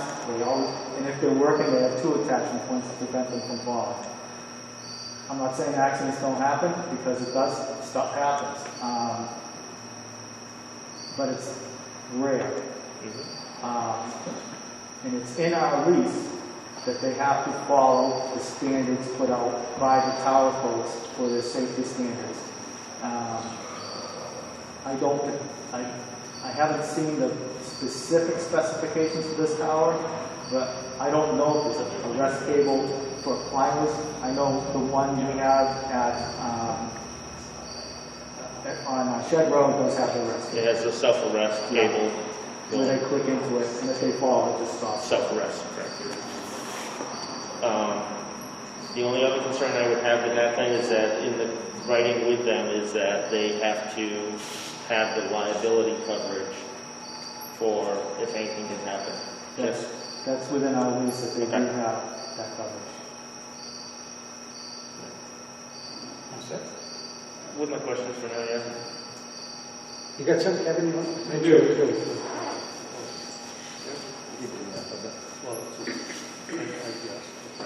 You all know that I currently sit as the chairman of the Board of Selectmen in Northfield. I want to make it very clear that I am not here in that capacity. You guys put the cart before the horse. You knew or should have known this was going to have to go before zoning. You should have looked at the zoning ordinance as it relates to towers. That's has its own little spot. And you never should have signed the lease before you had approval. That said, somebody thought it was a good idea and it got done. All the financial benefits, the better service benefit, and any other benefit that the chief has on his list, I don't believe qualifies for the zoning board to consider for a waiver from the fall zone requirement. Zoning regulation requires 100% clear fall, not from an engineered field point of 60 feet. 100%. So that being the case, and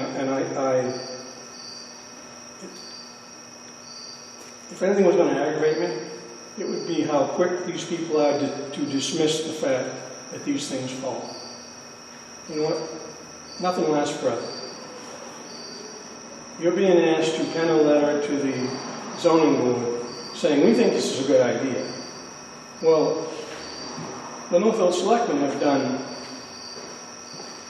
a letter as well, only we don't like the idea. It's going to fall on our land. Whether it falls from the ground or from 60 feet or from 100 feet. It's going to fall on land the fire district does not own. That in and of itself is wrong in my mind. Further, there's a plan, as we all know, from the fire station committee to do something here. Put in your mind that that tower could affect public support for doing something here, which I think is fine in some people's minds, because I think some people don't want to do anything here. I think some people still got a big bubble, $7-8 million balloon in their head. So I think that this plan that we have in the fire station committee, I'm talking about that plan, has the best chance by 2 or 3 times of passing than any other plan we ever had. You will lose some of that support, I guarantee you. So, I think someone told me once, choose your battles. What do you want? You want a new building? When push comes to shove, I think what happened last, and I missed that, I don't know how I did that, but I missed that zoning meeting. I think what happened there actually means it failed. They continued it, but I think the reality of it is that, well, I'll say this in public anyway, the zoning board is in trouble. They're new people, they're not well versed, they try like hell, but it's a concern for me what the zoning board has done in the last 5 years. 5 years. Most anything they've done, I think anyone could challenge them. So, the other thing zoning regulation requires is that they exhaust all other opportunities, all other options for placement. They told us they did. They don't seem to be willing to prove it. They're hanging their hat, at least 90%, I think, on the fact that they responded to a request for a proposal from the fire district, which, as I said in the beginning, never should have been done. It's the cart before the horse.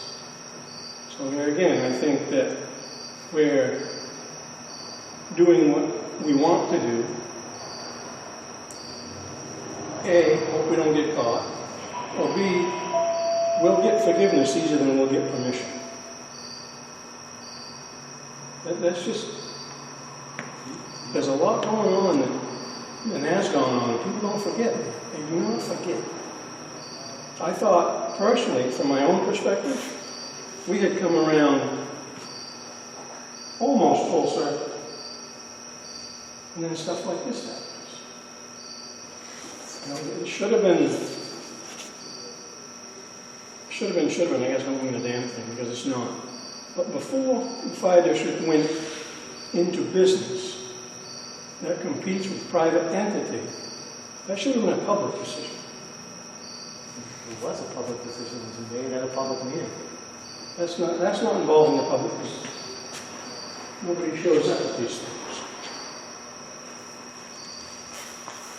So I've been to a few selectmen's meetings, those are public, right?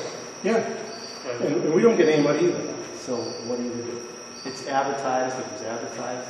I mean, The RFP was advertised publicly. It should have been a public hearing. It should have been brought up at the annual meetings, the best place to get your biggest audience, but it's not. It's do what you want, and from my perspective, we're back to hell with the public. This is what I want, we're going to do it. We're going to get there any way we can. We're going to tell any story we need to get to where we want to be. So you're saying because if there was a tower there, you feel people would vote against the fire station because of the tower? Yes. I think some of the support we had in that group,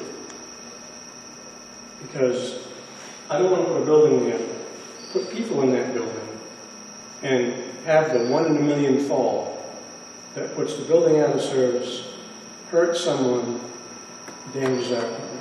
Yeah, I understand that's how you think, but maybe what I think is maybe some people that we did have on board with the new fire station say, hey, they're going to contribute $1 million towards the bond, and maybe now I'll vote for it because it's not going to affect my tax rates much. You never tell what the voters are going to do, and they haven't supported the revenue fund from the town, right? Yeah. They have not. Can you stand right there, Mr. Waldron? Sure. Only because I have questions for you, because you're not representing now in the town of Northfield, but in other things that you do, you represent the town of Northfield. No. In other things that you do, you represent the town of Northfield in your positions, whether you're a selectman or a member of the ZBA. Okay, I'm not on the ZBA.